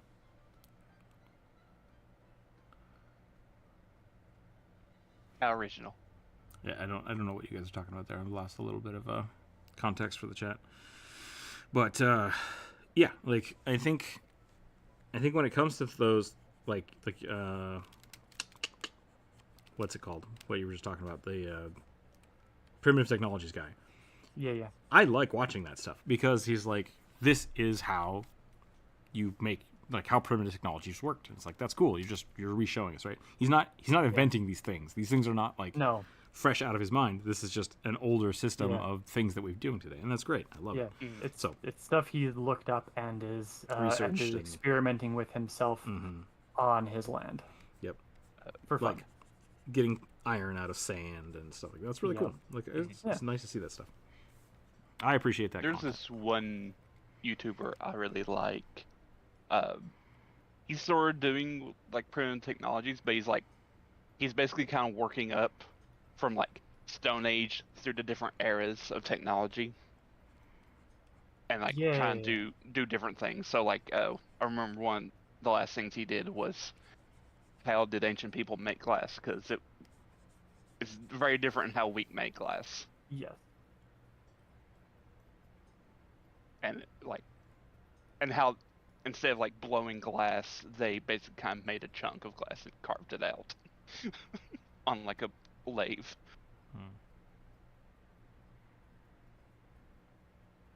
Did you Algebra 2 over the summer? Algebra 2 is good. I like Algebra 2. Algebra 3 is awful. Never do it. Are we talking about high school algebra or college level algebra? Wait, it's algebra. Sorry. I was thinking calc. Calc 2 is like the limit of my brain. So, Algebra 2 is fine. Algebra 2 is fun. Do pre-calc next summer. Nice. They were here the last time I was here with a toadette. I don't know what PFP stands for. So, and they were French. Yeah, I don't know what that means. Unicorn. I'm sorry.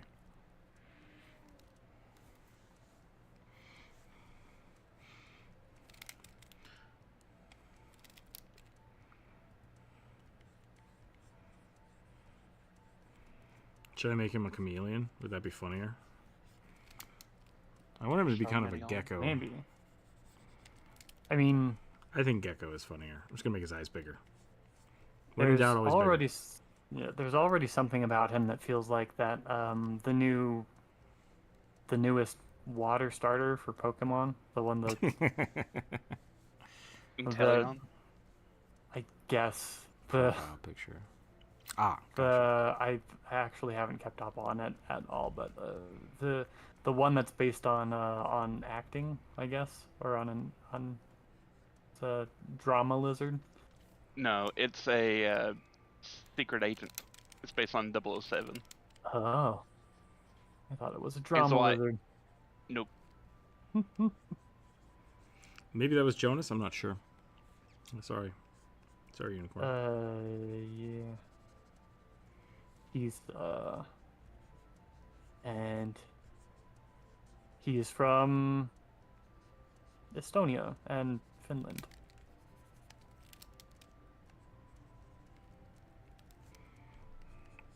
Okay, I think I'm done with this little guy.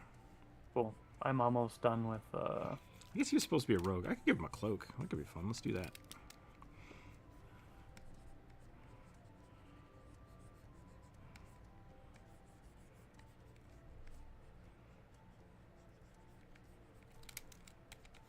Oh, I suppose I've forgotten to add spots.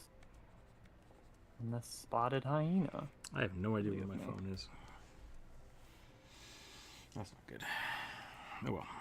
Hopefully nobody calls me in the next little bit.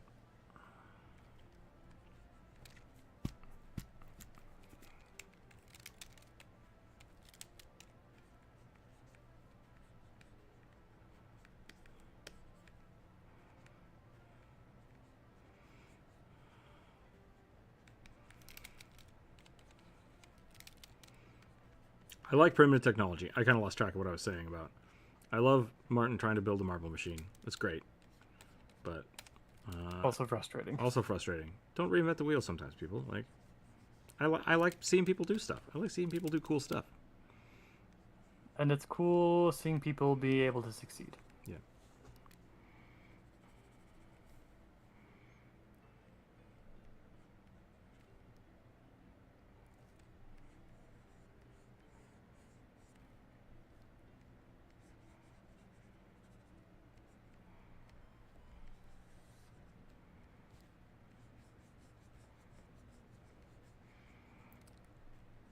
So I think really at the end of the day, like what that leads to is like the content farms of 5-minute crafts, right? Yeah. Like, what you make doesn't have to actually be anything. You just have to make a video and put it out. And it's like, well, that kind of sucks. So, I had a teacher who was lazy and didn't teach everything. So while I'm supposed to be free this summer, I have to do work from last year. Weird. Weird.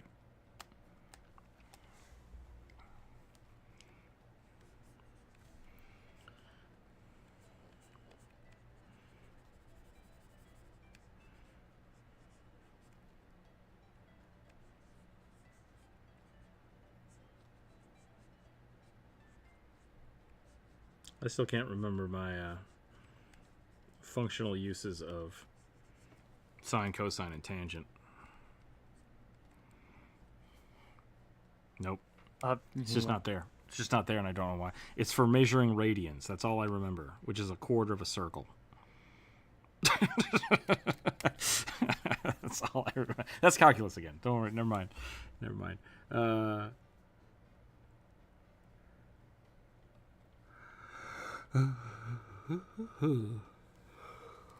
I know you can use sine to basically track the a point on a circle if you roll it like a wheel and it makes a wave.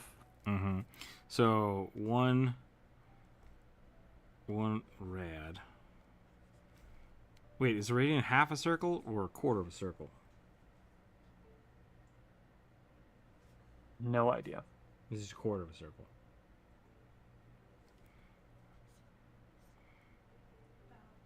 So half a sine, third of a half. Well, that's 1 pi, but that's not a rad, is it? Pi radius. Well, there's radius, and then there's shit. Math. Oh, pi radians is half a circle? Okay, so that's pi r.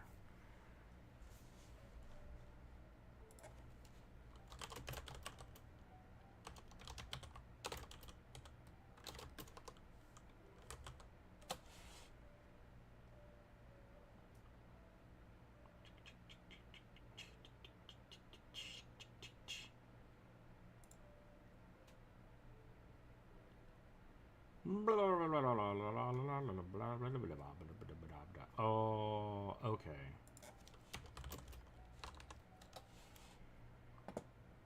Right. I think I'm done with this null. Finally.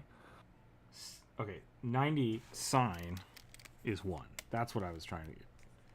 90 degrees is 90 equals 1, which I don't remember what that means anymore. I thought that'd be 1 radian, but it's not. So I don't fucking know. You know what I don't have to use very often? Geometry.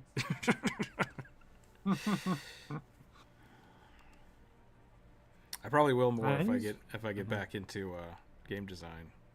Yeah, probably. Then you have to start using vectors and these things. Do you use your left hand or your right hand? I think it's... Shoot. XYZ is your thumb on your left hand. Yep. XYZ. Left-handed method. For those of you that get the coordinates confused. Euclidean geometry. That's what I was saying. And then that's your thumb. Bam!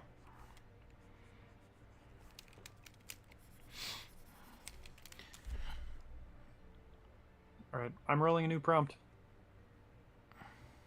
At the end of this video, so I feel how do you make a stone dagger ends with I totally failed. You could probably do it if you could just figure it out, though. With an unsaid, but no one's done it yet, which is blatantly untrue. Yeah.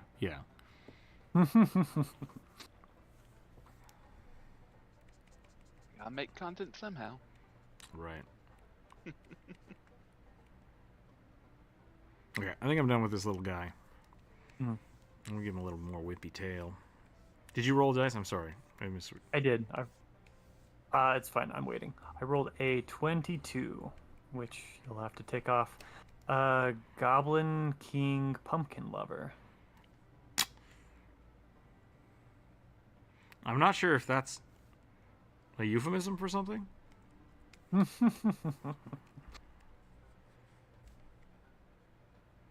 Depends on which part of the internet you go to, I suppose. It's okay. I don't live in that part of the internet. I don't have to go there. Yeah. Goblin King who platonically likes pumpkins. Yep. Like fractals, for example. I love fractals. Fractals are very cool. Man. How do I do them? I don't plot remember. them. Yeah, no, I have no idea. I love when artists use math to make beings like gods, eldritch gods. Yeah. There you go.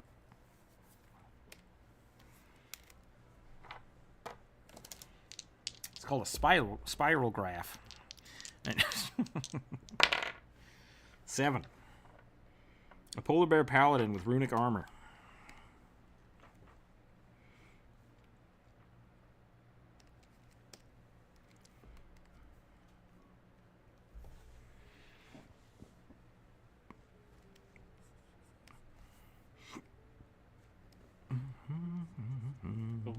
Volley bear?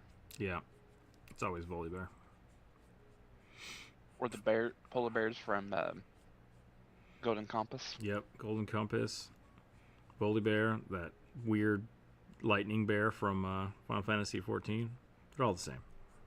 There's a weird lightning bear in Final Fantasy XIV? Yeah, we just fought him this weekend. Did we? No, actually, I think we were... Jump Rope and I did that dungeon while we were waiting for you to finish the story quest. I think. Which one was it? I don't remember. Well, if you weren't there, then you... Oh. You know I don't remember the names of things. It's the dungeon with the giant polar bear in it. He punches the ground and it makes lightning come out, and then you can't stand on the lightning, or you die.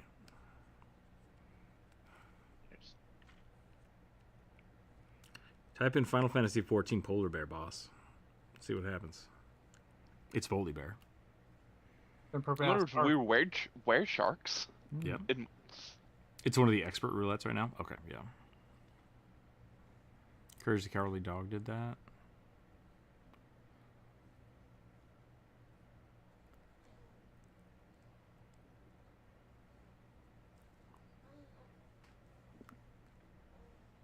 odds being third and 2D settings. Yeah, I think like that's kind of the concept of the fractal thing, which I really dig, is that like most deities are higher dimensional beings, and so they just whatever you see of them is kind of where they pass through our reality, and it doesn't always make a lot of sense. Yeah, Jump Rope asked if fractals and tessellations are the same thing. They're not, but it's very difficult to explain the nuance. So tessellations are repeating patterns. Yeah, they're of same size geometric shapes. Like all of the faces of a tessellation are the same. So if you have a square and you want to tessellate it, it creates more same spaced things within that geometry, whereas a fractal is infinitely a shape scaling through time and space. Yeah. So yeah. Yeah. No matter the scale at which you look at this, there is just infinitely more circles inside of circles, inside of circles, inside of circles, inside of circles. So yeah.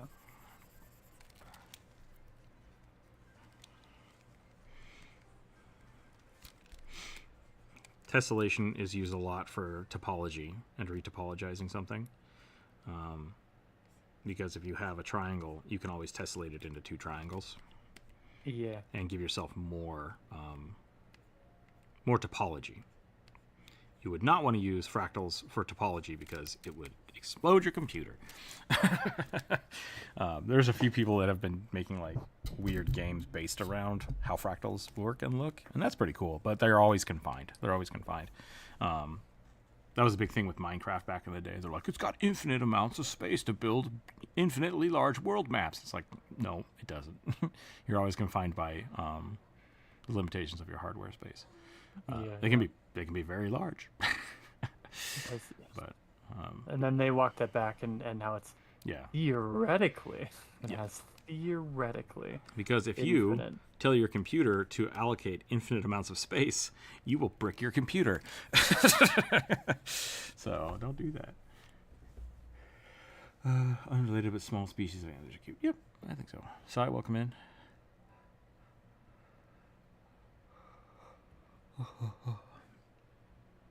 Yeah. Yeah, we were just talking about Bully Bear.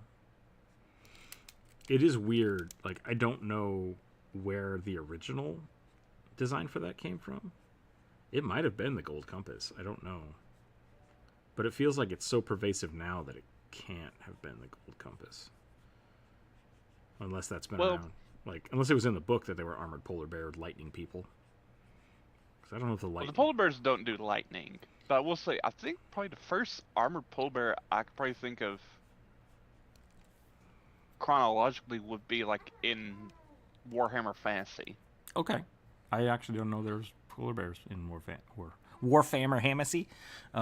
Yeah, so there's a faction you can play and have an army with called Kislev. And they have like polar bear cavalry. Cool. I've definitely seen a lot of like polar bear cavalry, so I think that's got to be a historical shenanigan somewhere. Whether or not it actually happened, like definitely that's been around for a while, and I like it. But yeah, I don't know. The lightning bear thing is it feels too pervasive for it to just be. Let me say this the meanest way possible. Riot doesn't come up with unique ideas. So where did Riot steal it from? That's what I want to know. Where did Volibear come from? Well, Volibear is supposed to be a weird storm god. So maybe they stole it from like some Norse or Slavic deity who has like association with bears. Let's do some research. Lightning polar bear. Because Volibear shows up.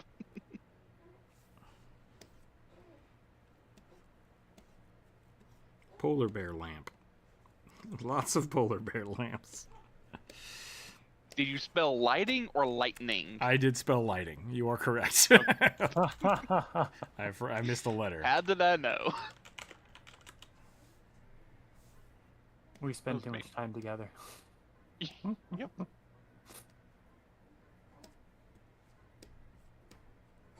Rick has said several times that he's not the best at spelling. No, I'm not good at spelling, and I don't spell check myself very often. Like just because I type really fast because I'm an MMO typer, and the problem with that is I will sometimes push all the keys for a word at once, and I will just blank. And it's like that's not good. Space smash the word out of your Yep. computer. Yep. Just smack the crap out of it. I'm not an MMO player, but I do that sometimes too.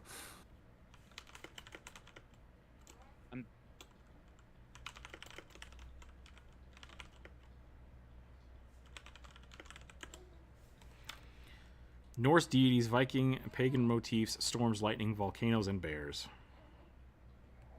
Woolly Bear's themes is based on the song of worship of ancient Freudian tribes. Oh, there you go.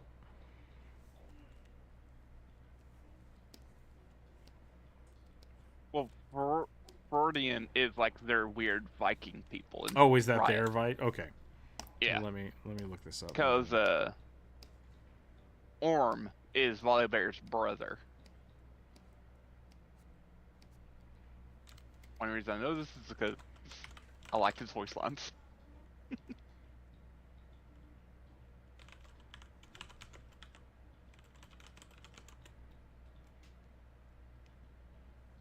I'm gonna kill some ice wolves.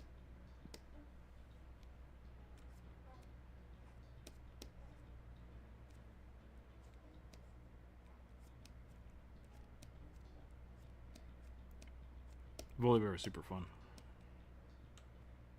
I played him a lot for a while.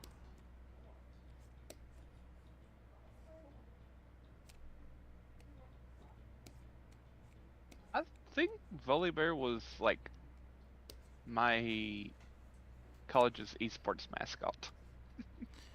Okay. Because our normal mascot is a bear.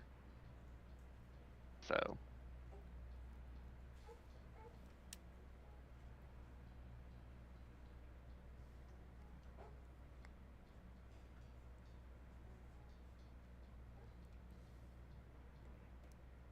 This is for sure going to be the narstiest goblin I've drawn in a while.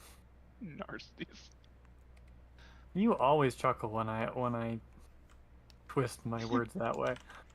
It's just funny. I appreciate it.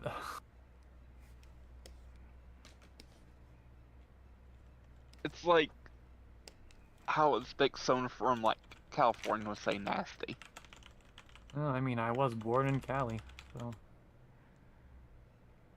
The White Bear King Vaelmon. It's a Norwegian fairy tale. interesting.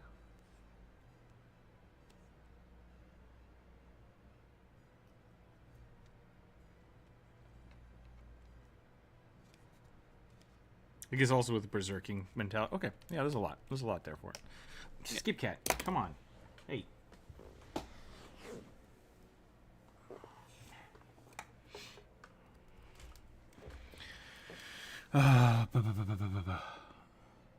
You started early. That means it's food time early, right? How much money would you need to pay to get Cloud's haircut?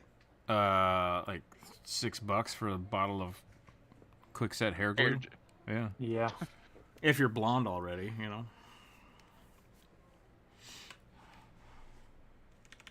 If you want a hairdresser to do it, probably like, I don't know, $60. The Game Grumps did had to do their own hair to try to do anime hairstyles, and it was they did bad. They did a bad job. And they spent like, lots of money on it. So you almost need like 3 feet of hair to do most of them. yeah.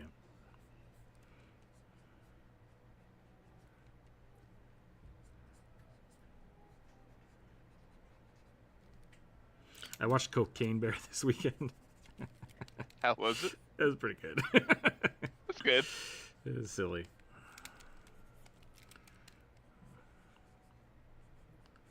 That poor bear. Yeah. Poor bear. Like, man, everybody in that show just gets dosed with cocaine, regardless of whether they want it or not. And it's like, who wrote this movie? That's what I want to know. Who wrote this movie?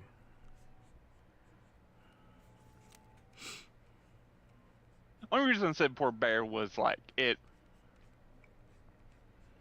The bear that was based on, vaguely based on. Right. Like, yeah, I don't think it lived long. No, probably not.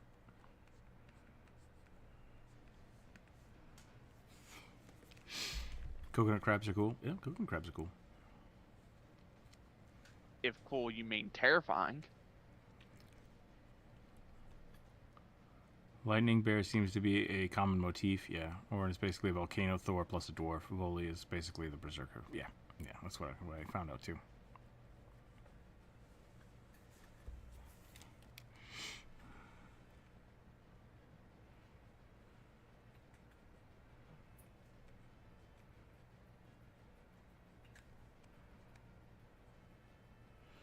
The Golden Compass definitely, somebody designed the shit out of that bear armor. Yep. They did a good job. Probably had a lot of fun doing it too. Yeah. This song is way too intense for what we're doing. I think the next one's the phone ringing, so I might have to skip it.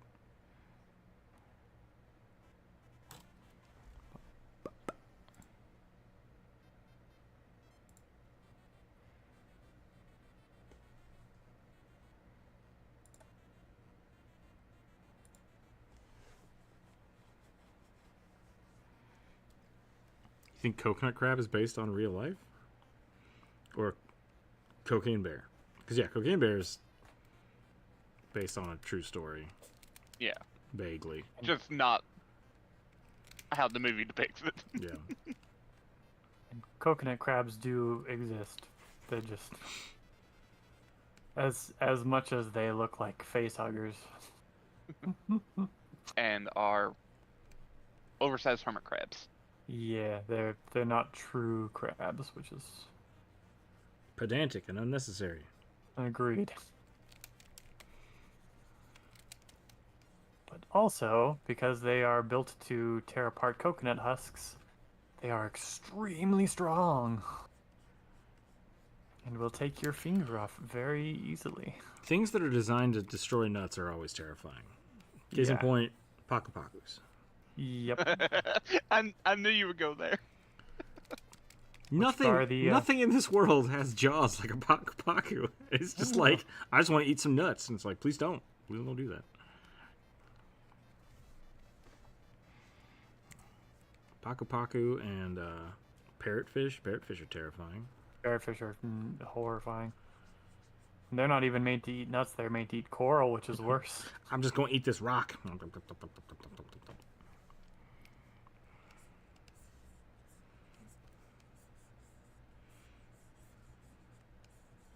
This is such a better goblin than I drew last week.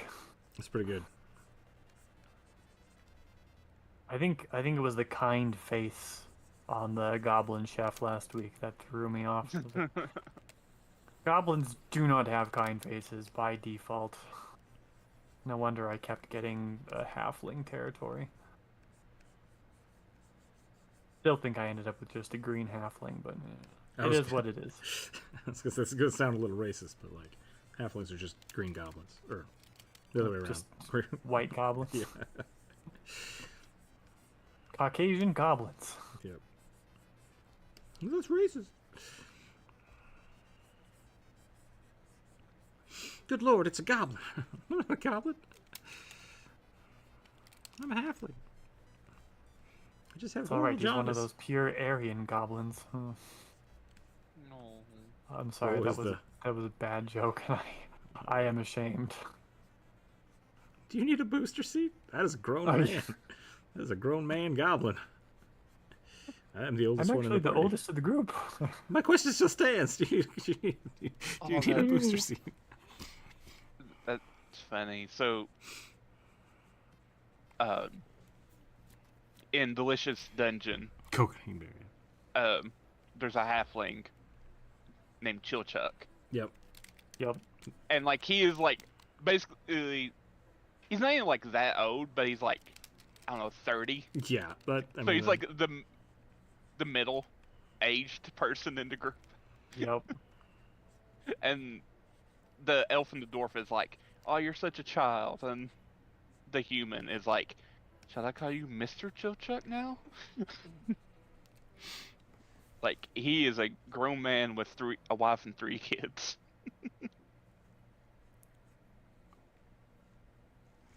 I ain't a child. that show's good. I need to finish it.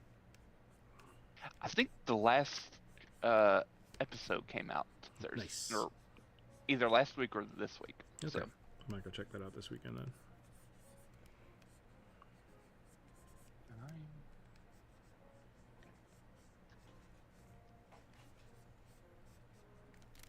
Ooh-dah. Gotta go pick cherries later. Oh, that sounds like fun. Sounds like work. But I do like cherries, so it's probably worth it. I love cherries. My grandfather had a couple of 3 cherry trees actually. Before he passed, we would go there as kids, spend time helping to pick. I loved it, mostly because it was all you could eat cherries. I asked my mother this weekend, I'm like, would you ever think about owning a farm again? She's like, no.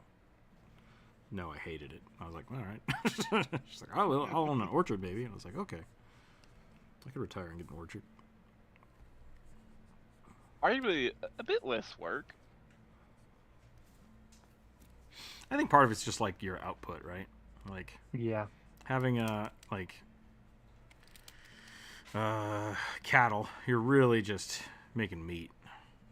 And then if you have like alpacas or sheep, you have to deal with the wool every year.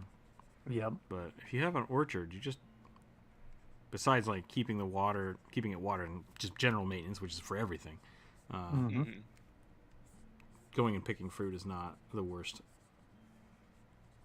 Not the worst thing you can do, you know. Yeah, that's true. And if you decide you don't want to pick the fruit, you could actually instead just let it all fall, and then if you have a neighbor that's got pigs, you just let the pigs through the orchard and they clean it up. Yeah, that's fair. What time is it here? 12:30? Yeah, I'm gonna keep going. I'm actually doing surprisingly well. I have a lot more energy this week than I did last week. I think That's good. probably because I've just been so dead since I got sick a couple weeks ago, and I think it was with my B vitamin anemia, so I upped my dosage on my supplements, and that's helped a lot.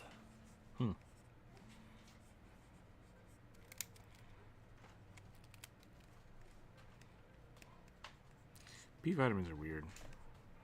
They are. You can poison yourself with them, which I thought was interesting. Which I might have gotten a little too much when I was drinking energy drinks all the time, because they were just jam-packed full of B vitamins. I was like, Yeah. these make you nauseous if you eat too many of them. It's like, oh, well, that could explain some things. Yeah, apparently your body can't expel them as fast as you can eat them. You can build up. I thought about having a small flock of goats to keep my dog busy. That could be fun. I'm not an expert. I don't remember the equation, though. Oh, yeah, for the black hole thing? Yeah. Well, that is a level of complexity that most people don't know or care about. Like, Yeah. Most Or people need. Most people absolutely refuse to engage with that sort of equation at all. I am one of those people. We had to look up the other day how to measure the mass of a sun because because decaliters don't technically exist. Like they do. They're a unit, but they're a unit that nobody uses. And that ended up with us looking up like, how do you measure the volume of a sun? It was like we are in the weeds. We're in the weeds right now. We don't need to be here. Sounds like you. Yep. Sounds like me too.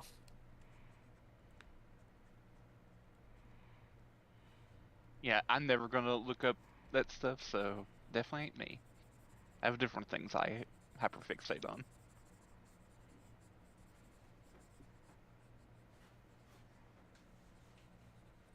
Knowing what it would take to make a black hole is interesting, but it's like it's one of those things that I don't want to say it's never going to be useful, but like it's Unlikely to be useful often. yeah, especially for most people, right? Like Yeah. having a general understanding of like the computation of gasoline or ethanol and like jet fuel, that's pretty cool, but like very few people ever actually need to know that. Right? Yeah. Like it's What? it's a common yeah, there's an equation for it. It exists. No one needs to use it. Okay, I think I'm done with this. You never know where your brain will wander? Yeah.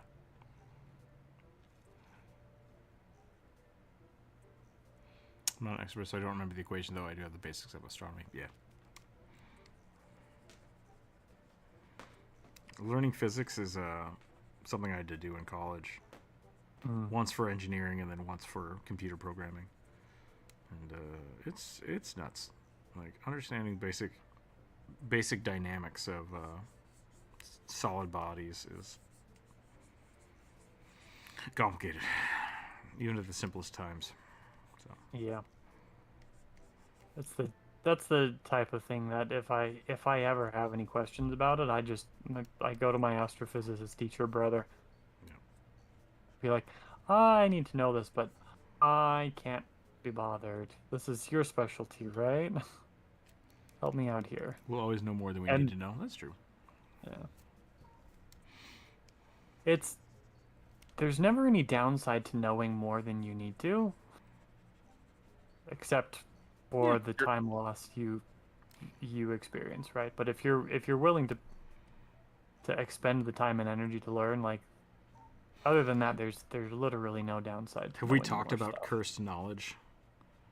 I love cursed Yeah, I was gonna knowledge. say your sanity, druid. Yeah, yeah. Psychic damage.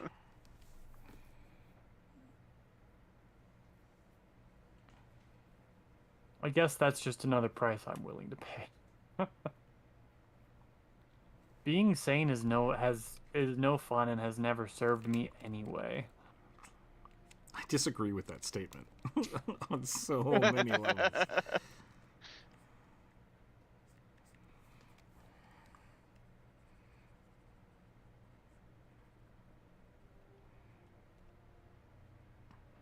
Sounds like something you would say to a fae right before they turn you into a dog or a goat.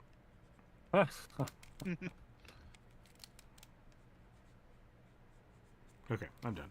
I'm done with this polar bear. If they were gonna turn me into a cat that was sure to go to a loving home, you know what? I'd make that trade. There's a lot of ifs and maybes in that statement. Yep. There's a lot of variables there. Really, only two. Cat and home that will take care of cat.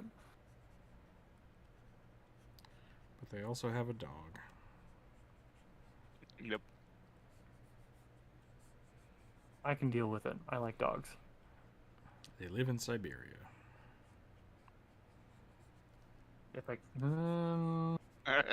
can deal with it.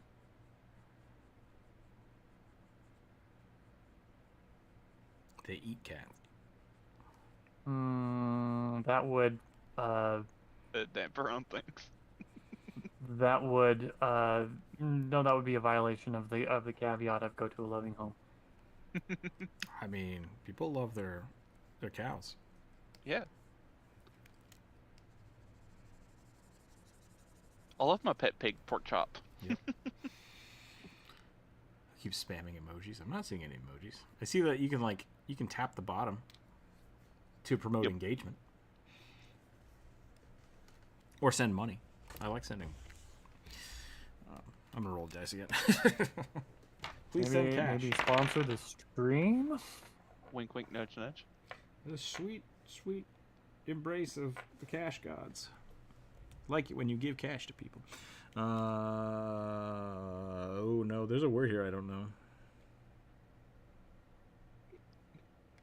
I already drew this character. I'm pretty sure. I looked this up. I think. I'm gonna have to skip that one. I'm gonna have to skip that one because it is far too complicated and weird. An arachnid that has a metal body plate on its body. Metal spider. An arachnid that has metal plates on its body. Is an arachnid? Are we talking like just a spider? Just a spider, or am I drawing a spider person? Or a scorpion. Yeah. Or vinegaroon. What's a vinegaroon? Whiptail scorpion. Wow. Okay. Sorry. Oh, you're good. They've got so many different names. A new whiptail. Yeah.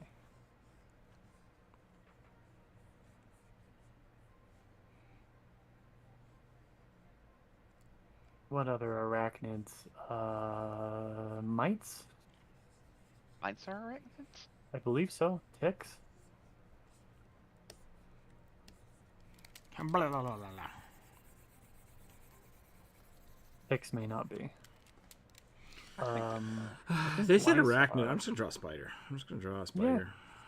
Spider is the default arachnid. It's a safe bet. Yep. Metal spider. Here we go.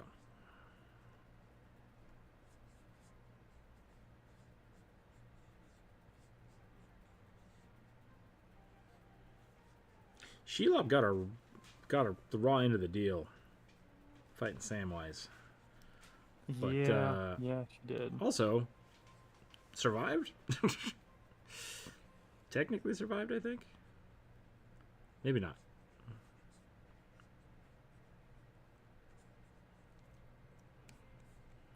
I don't know. I just know she crawls away. Yeah.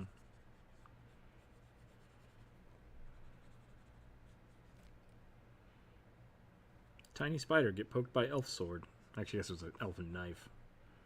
But still. Jeebus! I'm out! Fuck this place. In the movie, it looked to me like it was right in her book lungs too, Let's look it up. which would suck.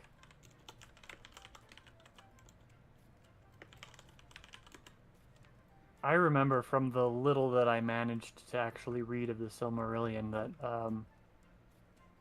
Shelob was not always a spider, was not always in spider form. Oh, really? And that's something, yeah, I think I remember that.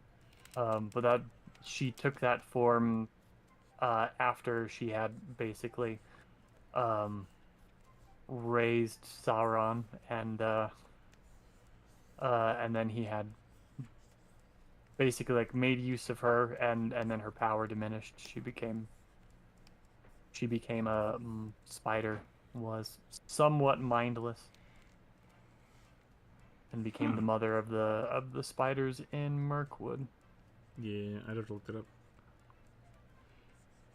It has been a long time, so there is a good chance that I'm remembering that incorrectly, but that is roughly what I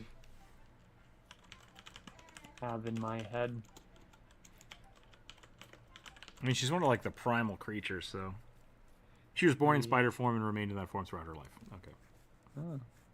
The child of Ungoliant, sorry. Spirit of darkness. Ungoliant.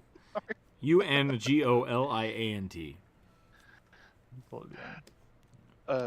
I remember. Only reason I started laughing was the Gandalf and Saruman like "Yo Mama" joke off. Yeah. Joke on. Yeah. It's like your mother was so large she gave Ungoliant the meat sweats. Gross.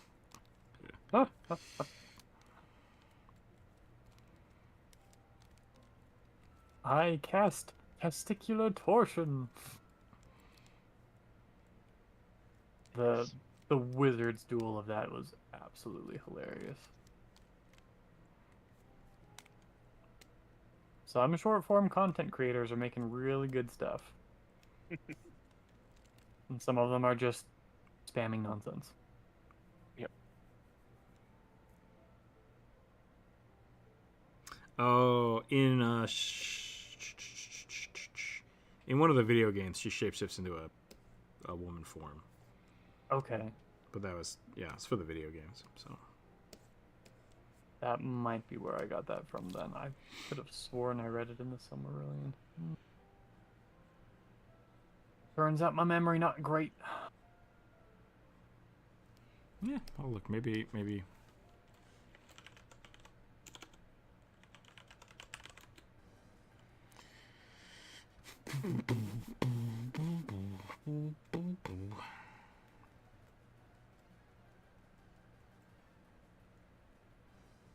Here you go, Jared. Cost $1 million.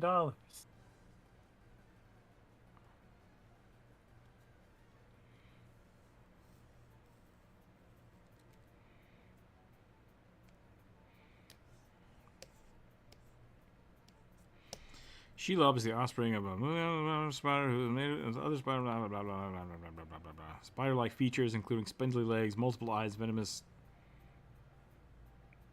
Celishara? I don't know what that is. Shelob also described as being larger than hunting beasts and having great horns, a swollen body, and pale, luminous belly. Spider demon.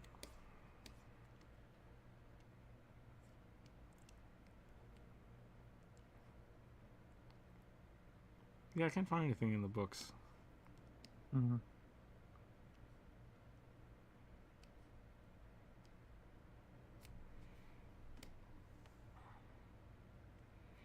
And in the video, they just made her a sexy drow. So.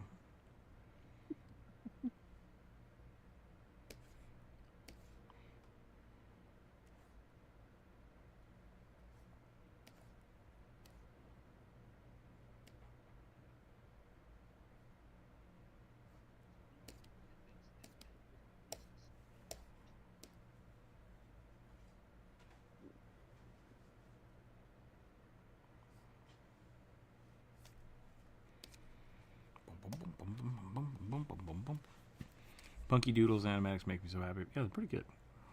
Pretty good.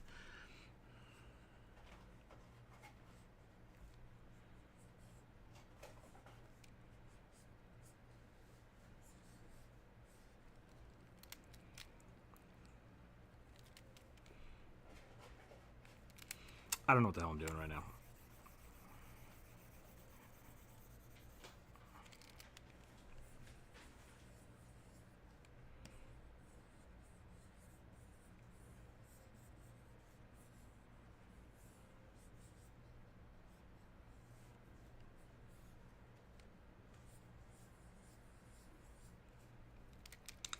Nope, that's weird. It's a weird pose. Hey, Nichols!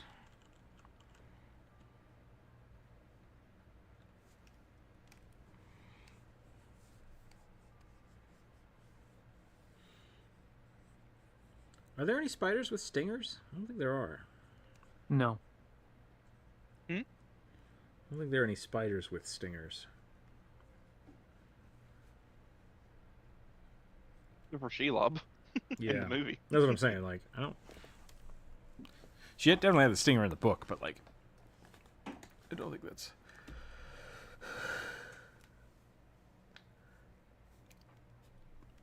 Yeah, I believe they don't. Most arachnids do have something in like a stinger in the back. I think in spiders it has evolved into the spinnerets, which produce silk. Gotcha.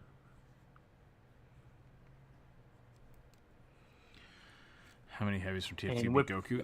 That seems like a meme joke that I'm not sure because Goku can blow up a planet, so I think the heavies just always lose. Unless you have so many heavies that it's more than a planet, which seems unnecessary and irrelevant.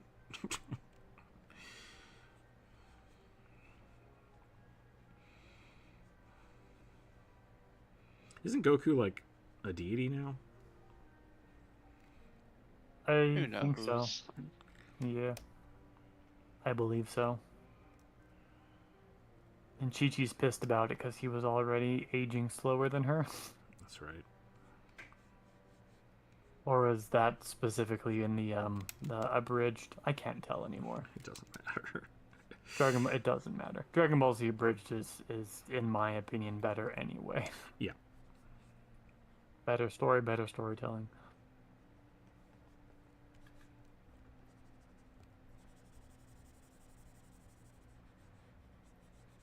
Of Shelob, but still she was there who was there before Sauron and before the first stone of Barad-dûr, and she served none but herself, drinking the blood of elves and men, bloated and grown fat with endless brooding on her feasts, weaving webs of shadow for all living things, were her food and her vomit darkness. She's an old one. Yep. Primordial demon spider. I'm going to assume then that in terms of having a human form and changing into Shelob, I'm going to assume that that I assumed as much based on something in text, and my assumption was wrong. Sure. As they often are. Like, I think a big part of it, one, Tolkien doesn't really he goes into a lot of detail about stories and lore. Yeah, but not a lot about description. Yeah. Because like Sauron could change shapes, like, and does and did, but like they don't really talk about how or what. Like, it's not Zeus levels of it. Then he turned into a duck. It was just like, yeah, he could disguise himself like people. It's like, good. What does he look like before?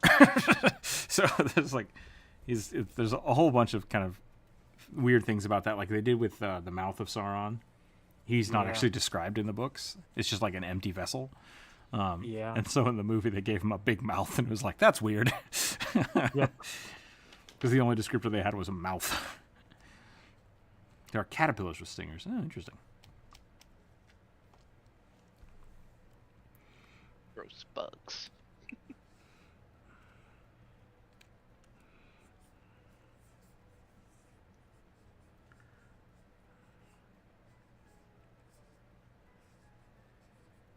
Oh, I just realized I'm drawing a Goblin King and I'm not doing a David Bowie. I kind of thought that's where we were going to go, but I like what you're doing, so I didn't say anything. Chat, roast me. I deserve it. I'm a disgrace.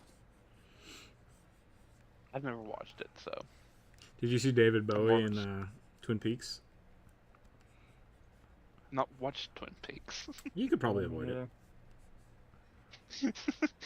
You didn't sell me either way on it when you talked about it. It's got David Bowie in it. That's a thing. Also, the guy who played as Paul Atreides in the first Dune movie. Yeah, it's directed by the same guy. Really? I mean, David Lynch did both of those things. Yeah. Which is why that character is in a lot of David Lynch's stuff. I assume they're best friends. Did David Lynch also do the Flintstones movie? Because he's also in the first one. I don't think so.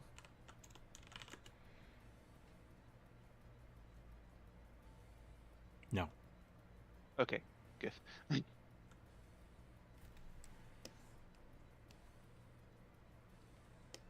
Honestly, the only thing I know about Twin Peaks is that's a damn fine cup of coffee. That's literally the only line I know.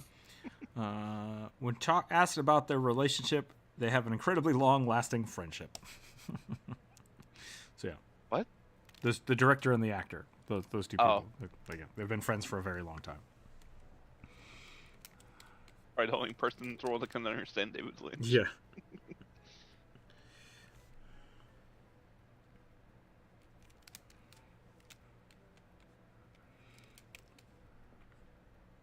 It's like Bruce Campbell and Sam Raimi.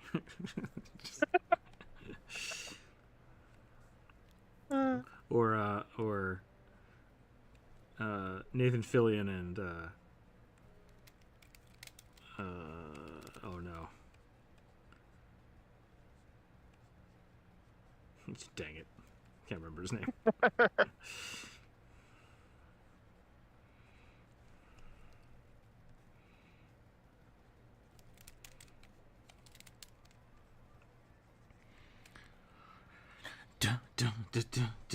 Now I'm just trying to wonder if was Bruce Campbell in like any like hidden cameos in the Spider-Man movies. Yeah, he was.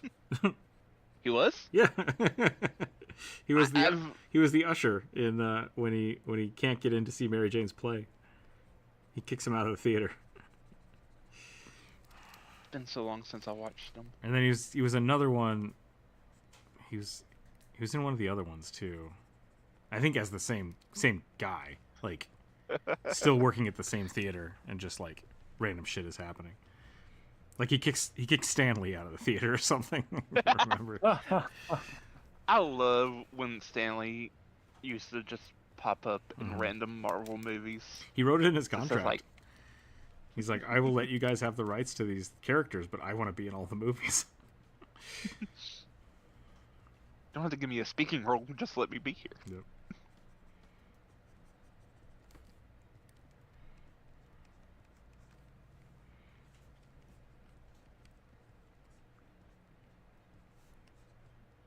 Wasn't it in one of the Hulk movies? Isn't Samley the character who gets poisoned when some of Hulk's blood gets or contaminates soda in a factory in Mexico or something? Yep. Never actually watched the Hulk movie. I mean, there's two of them. There might be three of them now.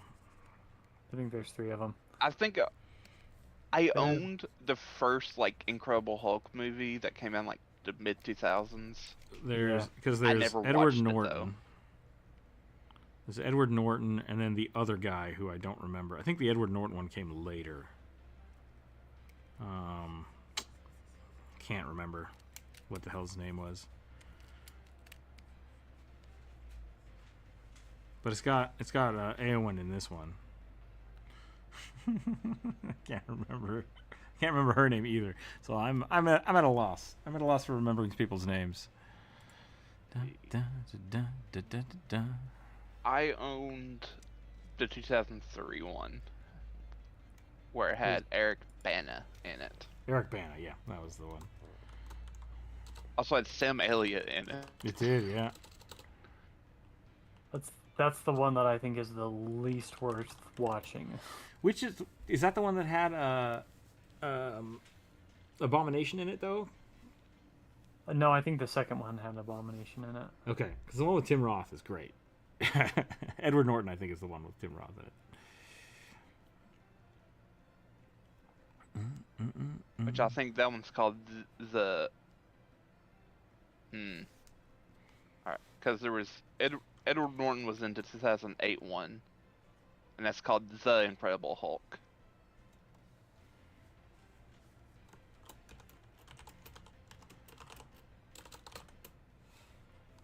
It also had that guy from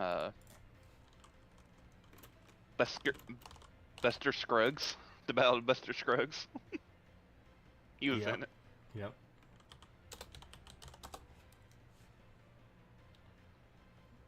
The Incredible Hulk, yeah. He's also in the, who is also in the She-Hulk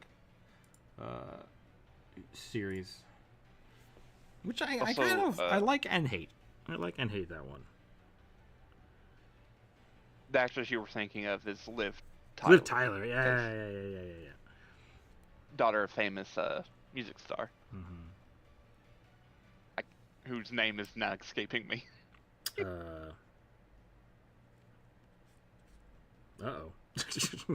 Hang on. No, I can get this one. It's Old man moments. shoot. Everybody, hold on.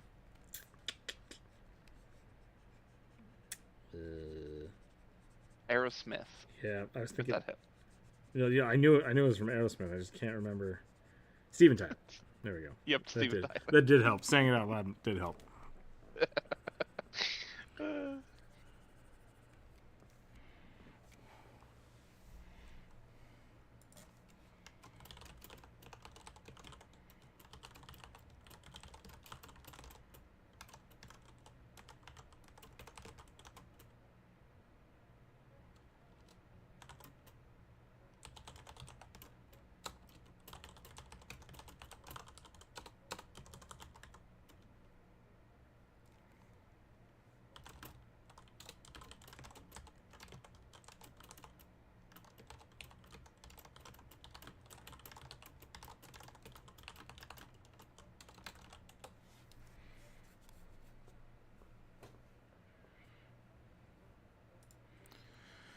Was Lou Ferrigno just the TV show? I believe so. I don't know if it actually had a movie. It might have had like a... If it did have a movie, it was for the TV show, I think. Yeah. Probably straight to VHS. Well, I think it was like a TV movie, and then it became a TV show.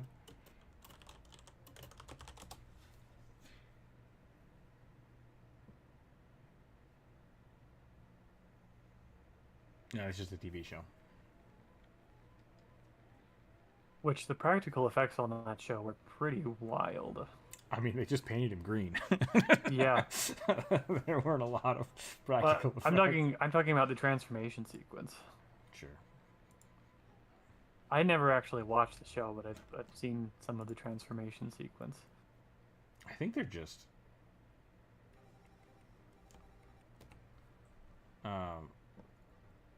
a lot of them were just like screen wipes, and then like Lou Ferrigno flexing out of small shirts. Yeah. Exactly. So. Because they didn't really need anything else. Yeah. So it's like it's really, really effective if somewhat hokey, like cheap practical effects, which is something that I have grown a great deal of respect for. Probably because I watch so much Adam Savage. Yeah. Lucifer TV show came from a DC Neil Gaiman comic run. Oh, interesting.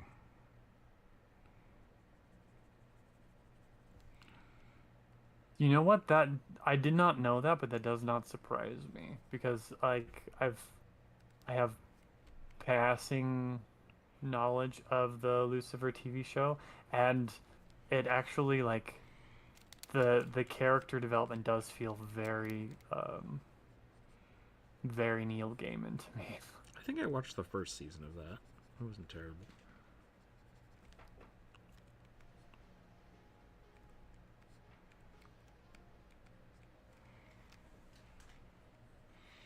All right, I think I'm in the weeds. Here. So I might just get some background spider legs here. Mm. And then call this one good.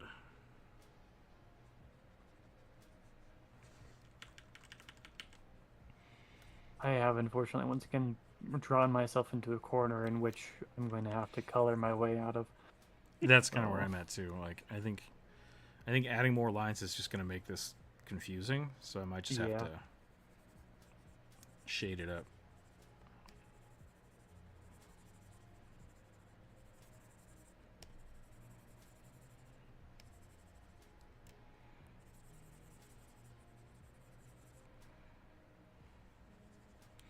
Which one can I joke about watching Gilligan's Island as it came out? Not me.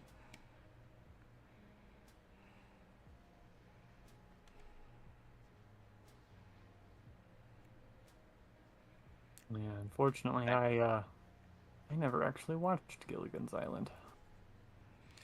Not that old. Yeah, I know it from memes. I think my parents like watched it. I didn't have cable, so it was the only show on. It was kind of the only. It was that or like Court TV, which I eventually did just watch a lot of Court TV. You still kind of do. Still kind of do, yeah. Yeah, it's just in a slightly different form.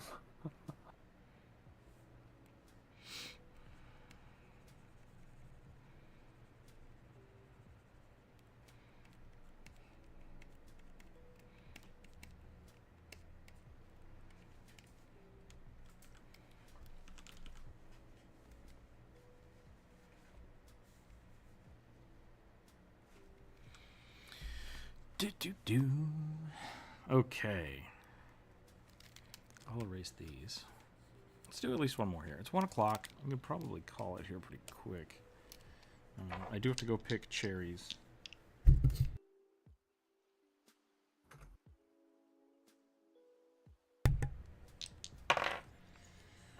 $30, which we don't have 30 anymore. 15. I rolled 15 last time. That's weird. Above Titan, Naga, Barkeeper? Barkeeper. God, my brain. All right.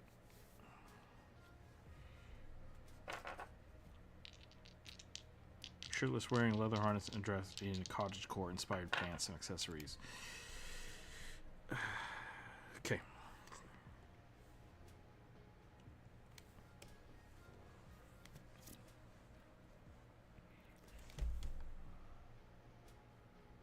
You gotta look this up.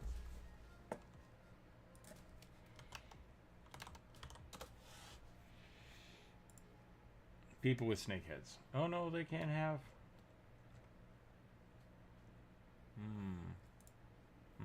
Oh yeah, so Titan Nagaji is like big, buff, thick-skilled person. Okay.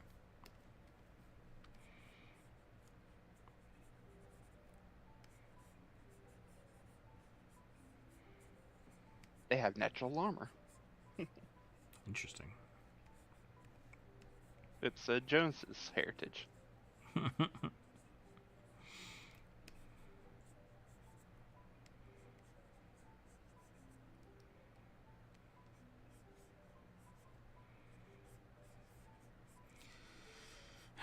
What does a cottagecore barkeeper look like? It's just like modernized medieval, lots of like mushroom references or like flower print. Tunic. We're drawing a tunic. Yeah, it's basically cutesy medieval times. Or Victorian times. Yeah, depending on the flavor, I suppose. Somebody asked earlier, why don't we have a French Revolution based time thing? Like, fantasy setting isn't actually directed at a specific time. Like, Yep. Even if you're talking Arthurian, like Arthurian is way older than most things we talk about in fantasy. Yeah. The thing that I find the weirdest about Arthurian legend is how much Christianity was adapted into it. Yeah. Because it's like none of those stories are supposed to have anything to do with Christianity. Well, guys, I think the Originally. the things that were, I don't know if they were adapted or not, but like Arthur existing was a thing, right? Like dealing with the Fae and dealing with some of like the old pagan gods and stuff. But then most of the stories that are written, which is probably because they were written later, were about the Holy Grail. Right? And they're all basically fan fiction written by ladies in court who have arranged marriages and too much time on their hands. Gotcha. Brian, welcome in. Thank you. Thank you for the gift membership. What kind of what's the word? What kind of kaiju would you like?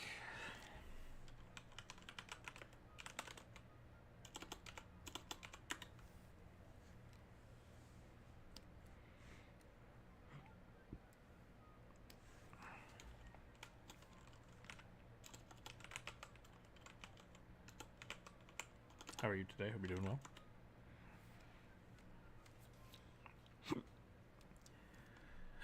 Oh, I got the hiccups. That's not good.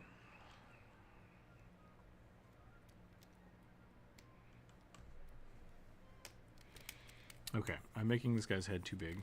He's supposed to be beefy. Let's get a good shape. Let's get a good shape in here. I think I want to go viper-ish. It's got to have kind of a long neck because I think that's important for a snake folk.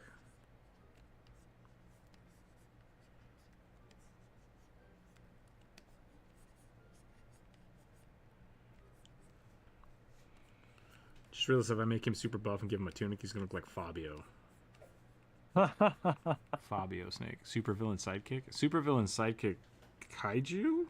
Question mark? I don't understand the prompt.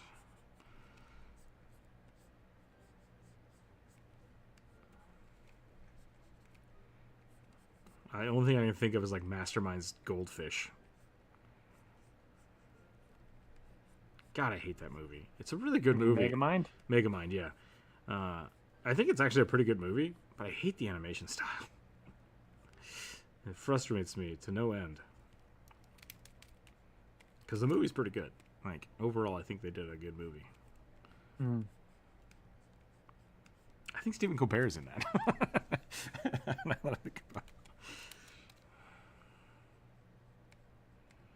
So I guess goldfish kaiju.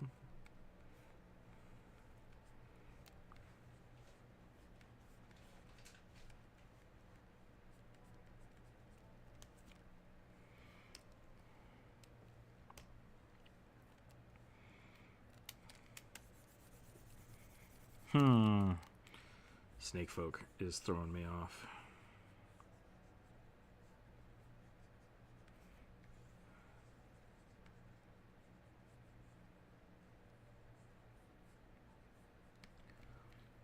Sure. Okay, goldfish. We can do that. We can try that.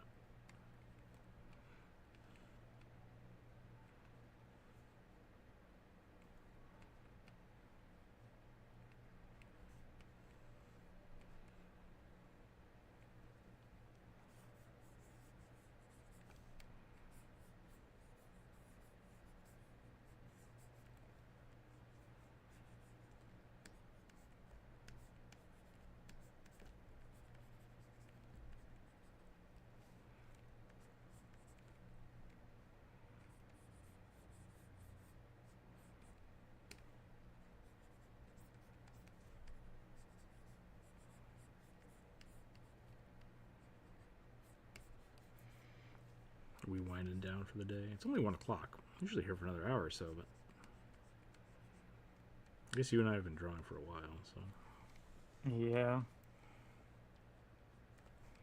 I could probably go for a little bit longer, although I might need to take like 5 minutes. Get a glass of water or something, but I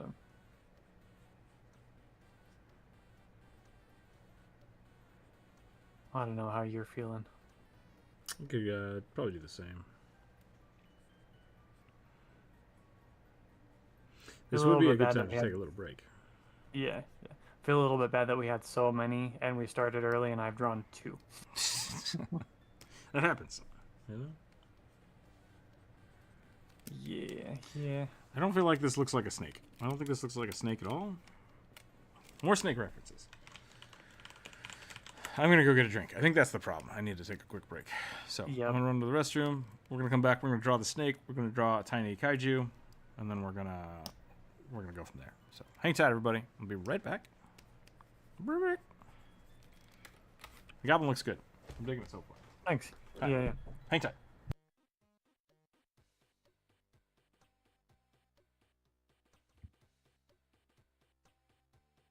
Damn it, Druid, I hate you.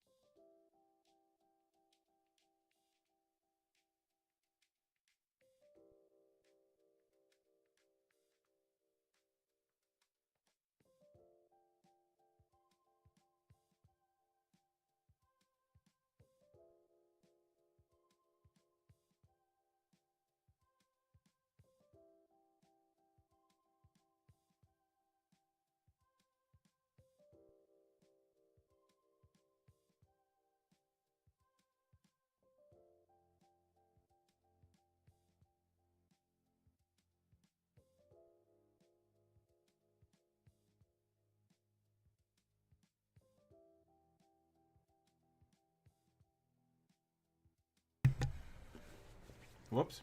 Everybody left.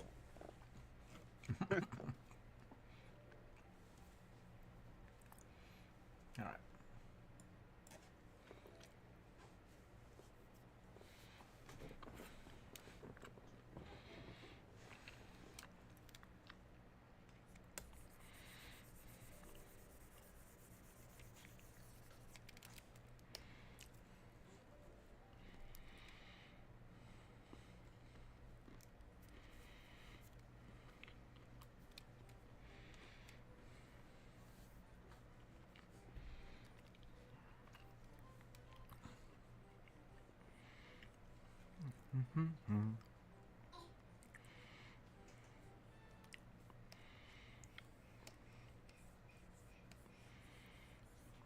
Snakeheads are essentially frogs, but hard.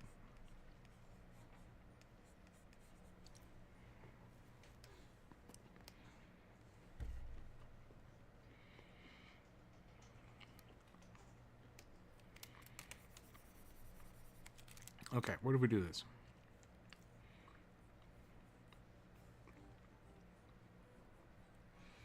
Do something like that.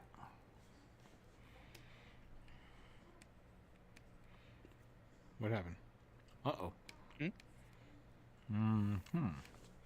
My, I accidentally picked up brown, so I couldn't see it. Oh. Wish y'all didn't bring up King Arthur, because now I started deep diving into King Arthur history. I like Arthurian legends. They're great. Yeah, so... It's like Game of Thrones before Game of Thrones. Like, the original stories were slightly fantastical, but not super fantastical. I mean, you got dragon slaying. Right? And then it's only later when French writers started taking up writing Arthurian legends, they added more weird stuff. Oh, really? Yeah.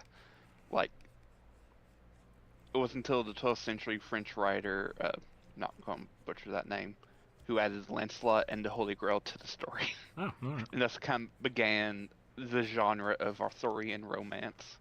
Gotcha.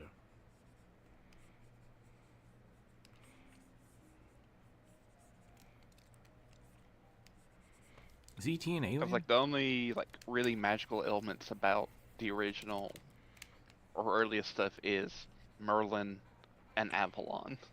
Right. I was watching something the other day where they were... Oh, I was just watching one of those, like, experts talk. Mm-hmm. And they were saying that basically there's a lot of people that were like... It was common for people to make King Arthur fake things. Like, oh, we found this Arthurian thing. Oh, It's yeah. Like, oh, yeah, no, that was total bullshit. Was he a real person? I think was the question she was answering. She's like, probably? Maybe? Maybe. Because, like, it's very weird because we often think of, like, Arthur being, like, a knight in shining armor, but, like, no, he would have been dressed like a Roman. Like, with Roman-style armor and everything. Arthur. Artorias. I will Excuse say me. my favorite movie is where they, like, make it a historical fantasy of Arthur. And it's pretty nice. Cool. Merlin's just some random, like, druid from, like, Scotland. So I thought Merlin was supposed to be the Antichrist. Oh, he was. Okay. And then he got baptized. Gotcha. Saved by the word of the Lord.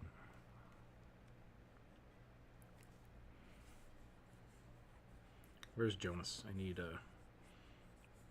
help drawing beefy snake boys. Rounder. Is that my problem? Or I'm not block even your relevant? taken.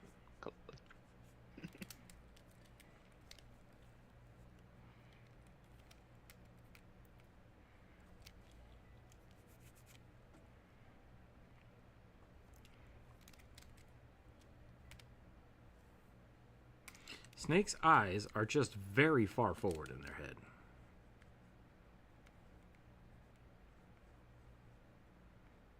So that head very much read as a crocodile then. Yeah.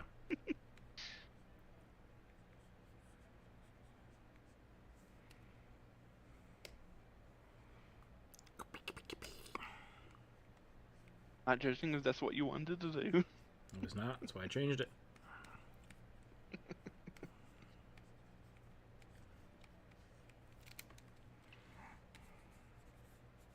Oh. I have to like kind of complain now about 14.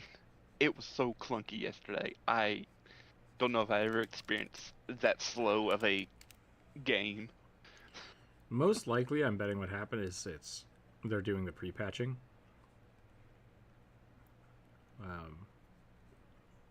So yeah, everything's probably bogged down because people are just downloading shit from the server. 'Cause I went to get the journal in Idleshire, and outside there was like 50 people, maybe even more, and like 10 of them were on huge mounts. Like 3 of them were on Cerberus and a bunch of other stuff. And it's like, and it just took a good minute or more. I went inside the building and came back, and she still didn't load in. There's Like- something they're talking about doing for the next patch is basically allowing you to have NPC specific player sliders. So the closer you are to an NPC, the less other players you will see, just to kind of combat that. But yeah, I don't know. Might have just been there at peak. Apparently. Hello, I am back. Welcome back. Also, you didn't hear me like curse you out earlier because I didn't realize you left. Nope. Because you Didn't, brought up King sorry. Arthur. Technically, Rook did, but y'all started talking about it, and I just like went into deep dive mode. Oh no. And then I wasn't here to field it. Oh, sorry. Yep. When I was I younger, needed to get some brain food, so I went and grabbed a couple handfuls of mixed nuts and some spinach artichoke dip, which I should not have had, but I chased it with magnesium supplement and dried apricots, which hopefully will mitigate the deleterious effects. Screw it. I'm saying this as a loving friend.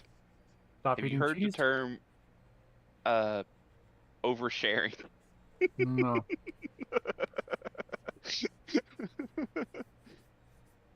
Yeah. But you were saying something, Rook. I mean, I got so waylaid by whatever Druid was saying. Yeah, I don't know. I don't remember. You all definitely needed to know all of that, though. That was the most. I say this lovingly. That was the most, like, hokey infomercial bullshit I think I've heard in a long time. Yep. Probably because it started with, "Oh, take your magnesium supplements," and then anything followed by that is just. I have no idea. Yeah, no, that's fair. I have no idea where to go with it. Arthurian Legends, I think is what we were talking about. Yes. Yeah. I had a really, really cool book about Arthurian Legends when I was younger. I loved it, and the art style was amazing. I have no idea what the book was called, or where I got it, or what happened to it. And it's like I've spent afternoons searching for that book. I can't.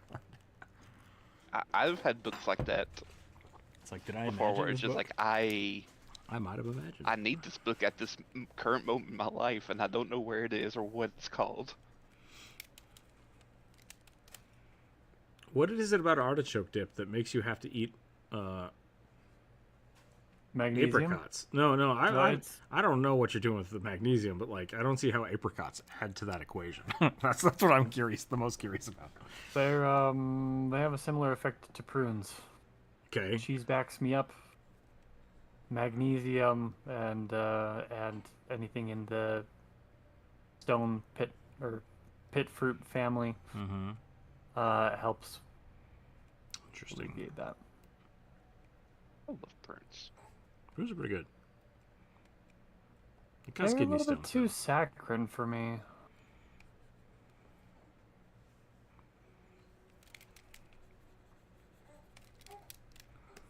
I don't mind them. They're I think dried apricots will actually make you more dehydrated, though, which will make you more backed up. if you drink them with water, they've got enough fiber in them that Okay. they rehydrate and they hold water in your gut. Prunes are weird. Yeah. They're fruit sponges, basically. I have a whole bunch of like dried fruit from Costco, and every now and again I go and I grab. I'm like, oh, I want some dried figs. That sounds really good. But it's like I should probably eat an apple because the apple is not dehydrated. And then I'll go for like dehydrated blueberries. It's like, but I have real blueberries too. I should probably just eat the real blueberries. Especially while they're in season. Yeah. It's like none of this makes any sense.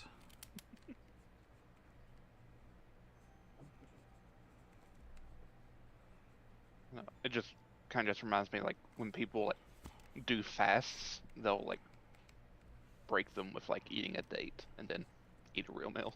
Huh. Because like a full meal would just hurt. Yeah.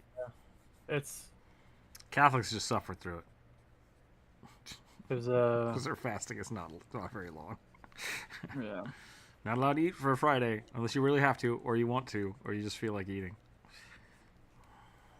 Unless it's fish, then you can eat all the fish you want. Yep.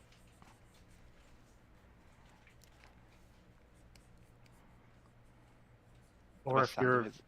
yeah, or if you're a French Catholic monk, it's rabbit is okay, I guess. Rabbit. Okay. I've not heard that. Rabbit. There was I know beaver Alright. was okay. Yeah, beavers it are was fish. part of the it was part of the story of how rabbits were domesticated. I think it was French. It could have been Belgium. The I don't know, the Dutch monks did a lot of weird stuff. Anyway, I believe that there was a French monastery that managed to catch rabbits, and they were raising them, and the monks wanted meat but weren't supposed to have it, and managed to convince their higher-ups that rabbit did not count as meat, Ah. which led to further domestication, as once the precedent is in place. I keep seeing people with like guinea pig farms. And I Yes. keep wondering to myself, I'd probably eat that. I'd probably eat a guinea Yeah. pig. I think people outside of like Ecuador and Peru are probably just raising them as For like fun. For pets. yeah, Yeah. for pets. Has anybody ever read Raised Patagonian Cavies for meat? Because they're just basically dog-sized guinea pigs. I didn't understand a single word you said, so Patagonian Cavy? It's Is a that slightly smaller capybara. the things with the weird teeth? Well, all rodents have weird teeth. yeah. But I think you're maybe thinking of the Hyrax, which has tusks. Yeah.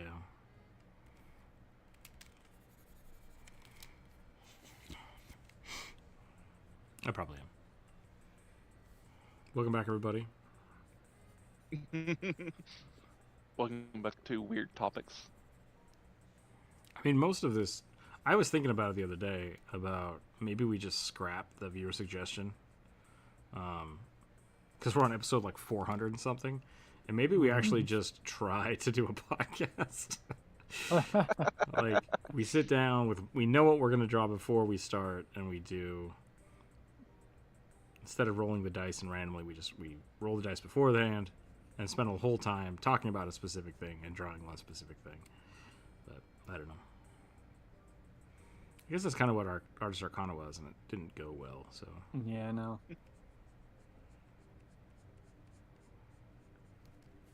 Well, they. I was gonna say maybe because they weren't necessarily live. I mean, they were live, but like it was weird. You published them We as did it like a both ways. video. Yeah, we did it both ways. Yeah. Like, we would run them live and nobody watched it, and then I make it a video and nobody watched it. So those took a lot of editing because there's so many people talking. Yeah. Yeah, those are rough. I still like that format. It was a lot of fun to record. Yeah, but That Drew, that is just a deer with a capybara head. Correct. And they're the size of like small medium dogs.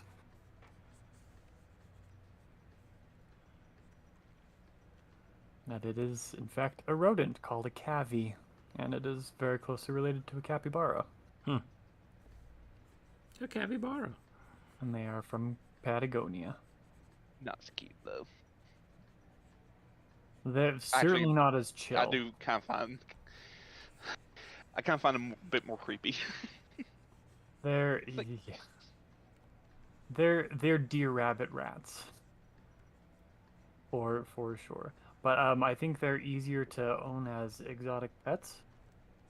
I don't know why, but they are. And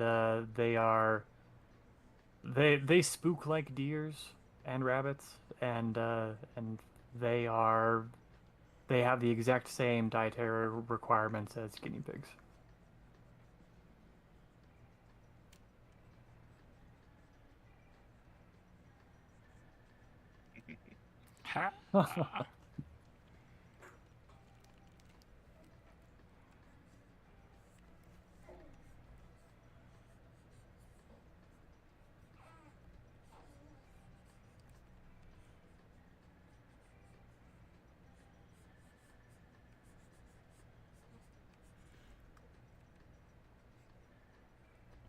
So here's my conundrum. Mm-hmm. If this guy is a secret assassin, but he's a bartender, if I draw anything that would say that he is an assassin, that would make him a shitty assassin. So I just have to Yep. draw him as a bartender. Yep. I'll give him a little dagger pendant. Will murder for 5 gold. Ask me about our murder rates.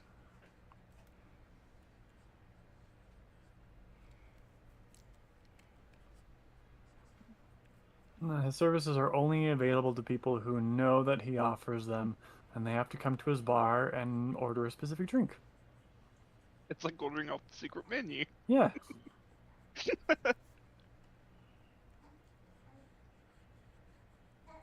I need a Bloody Mary special, please. Do we look like we serve that here?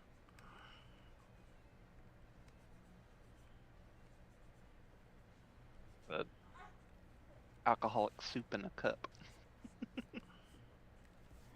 It is just vodka gazpacho. Okay. Yep. Vodka gazpacho.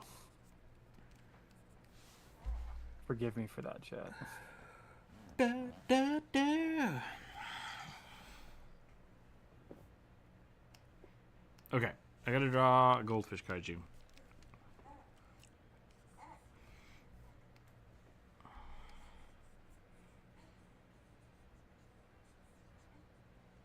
Why you never turn loose your go fish into the open wild? Yep.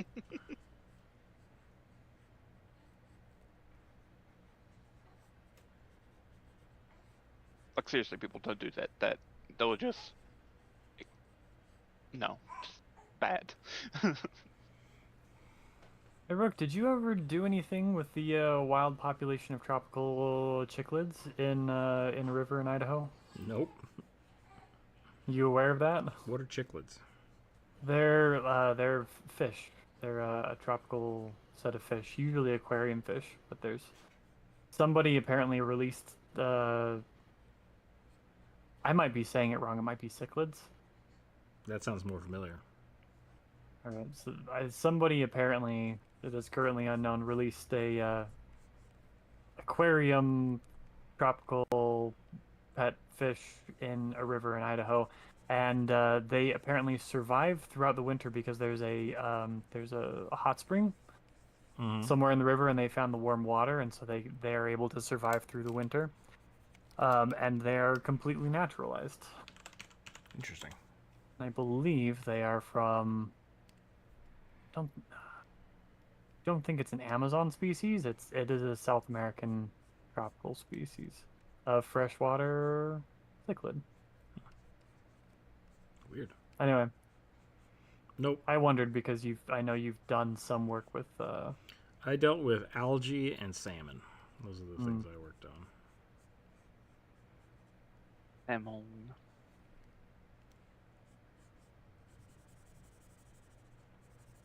It is a little bit wild to think that Pacific salmon make it all the way into Idaho.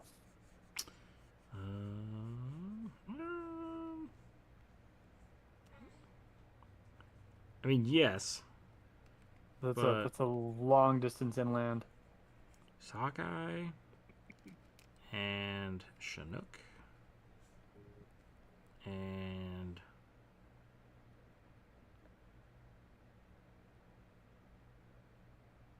I think those are the two I looked at. I don't know.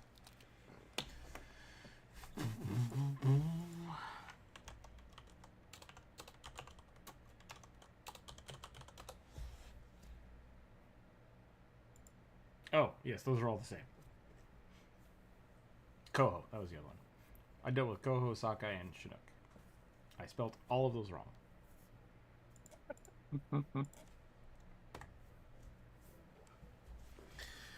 Boop, boop, boop.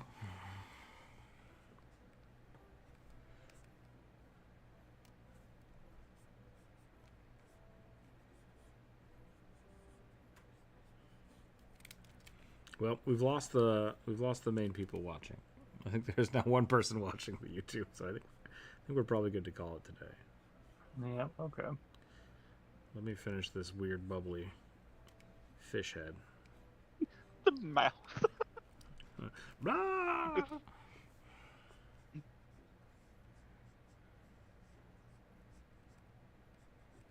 Oh god, did you give it? Is it one of those weird bobble-headed Mm-hmm. goldfish? Yep. Lion's head, I think is what they're called.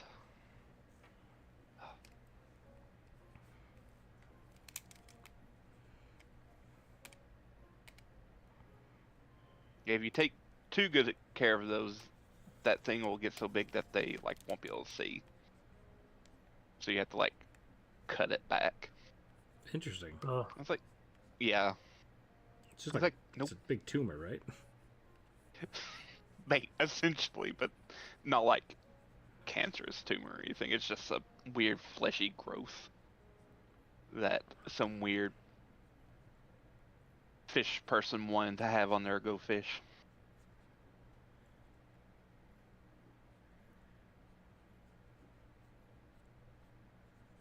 Fish, the only thing that we've eugenicized worse than dogs. Well, at least go fish. Have you seen flower horns? What are flower horns? It's another type of fish that has a. They're very aggressive. They've got a large, like fleshy protrusion on the top of their head, kind of like Fish?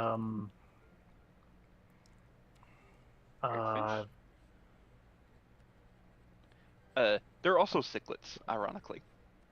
Oh, Are cichlids just goldfish? No, Okay. cichlids is like a, I don't know, a little minnow looking thing. You say minnow? Like minnow? yeah. I think cichlids are guppies. Oh. I didn't mean to like poke at your accent if that's what you're saying, but I'm actually curious. No, Is minnow? Did you mean that, or is minnow a different thing? I meant like minnow. Okay. Because there's spinners and minnows and fry and what are the other little things called? I guess sardines. Are sardines and minnows similar? Sardines can get, I don't know, about the size of a good hand of a person. Yeah, I I guess don't so. think I thought minnow referred to a small juvenile of any kind of fish. That could be. That could be why I'm. Well, I heard that description basically used to describe the word for guppy. A guppy was small juvenile fish. Yeah. Okay, we got larva, egg, larva, fry, juvenile, smolt. That was the other thing I was thinking about. Smolt. Smolts are teenage fish.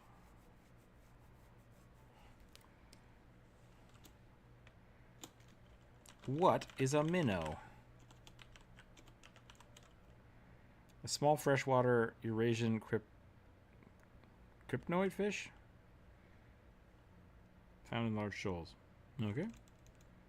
It's a type of carp. Okay, minnow is a type of carp. Okay. What was the other word we were looking for? Cichlid or cichlid, Cichlid, which is a Oh dear God! fairly Okay. broad family of fish. I I've believe. never seen one of these, unless it's a perch. To me, they kind of look like bluegill. Some of them do. A little bit. Nope, I've never seen one of these. Huh.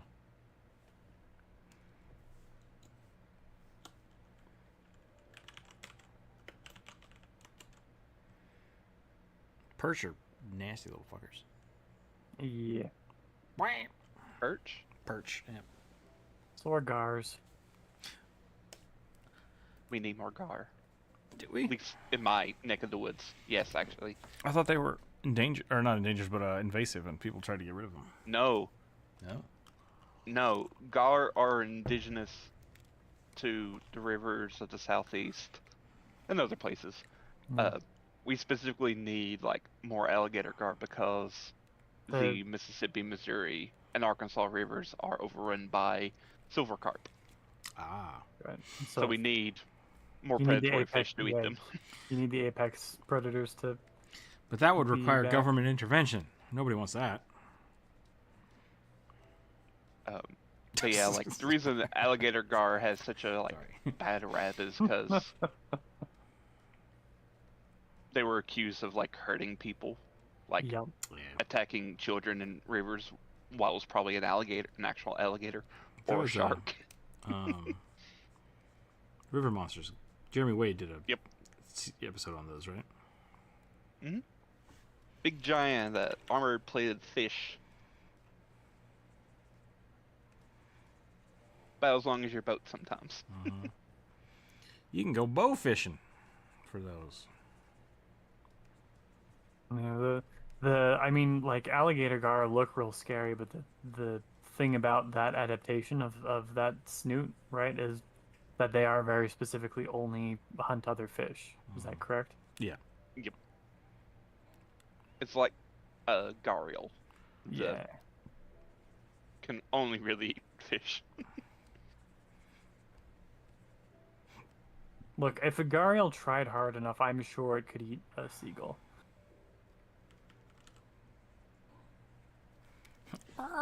Okay, I think I'm done with this guy. I guess should I make the inside of his mouth glow? Only if you want. I'm just like puttering away. I can be done whenever you're done. What? We also have these. Paddle faces. I have no idea what they're actually called. Paddlefish. I was gonna American say. paddlefish. Oh, you said paddle face, and I'm like, I thought it was a paddlefish, but then it's not. I'm like, I don't want to sound stupid. It's a shark. North American paddle face.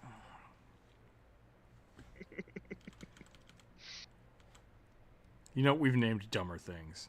So Yep.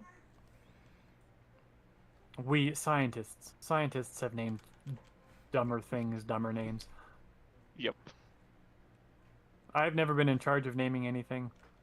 I hope that if I were ever in charge of naming something, I would care enough to do a decent job of researching and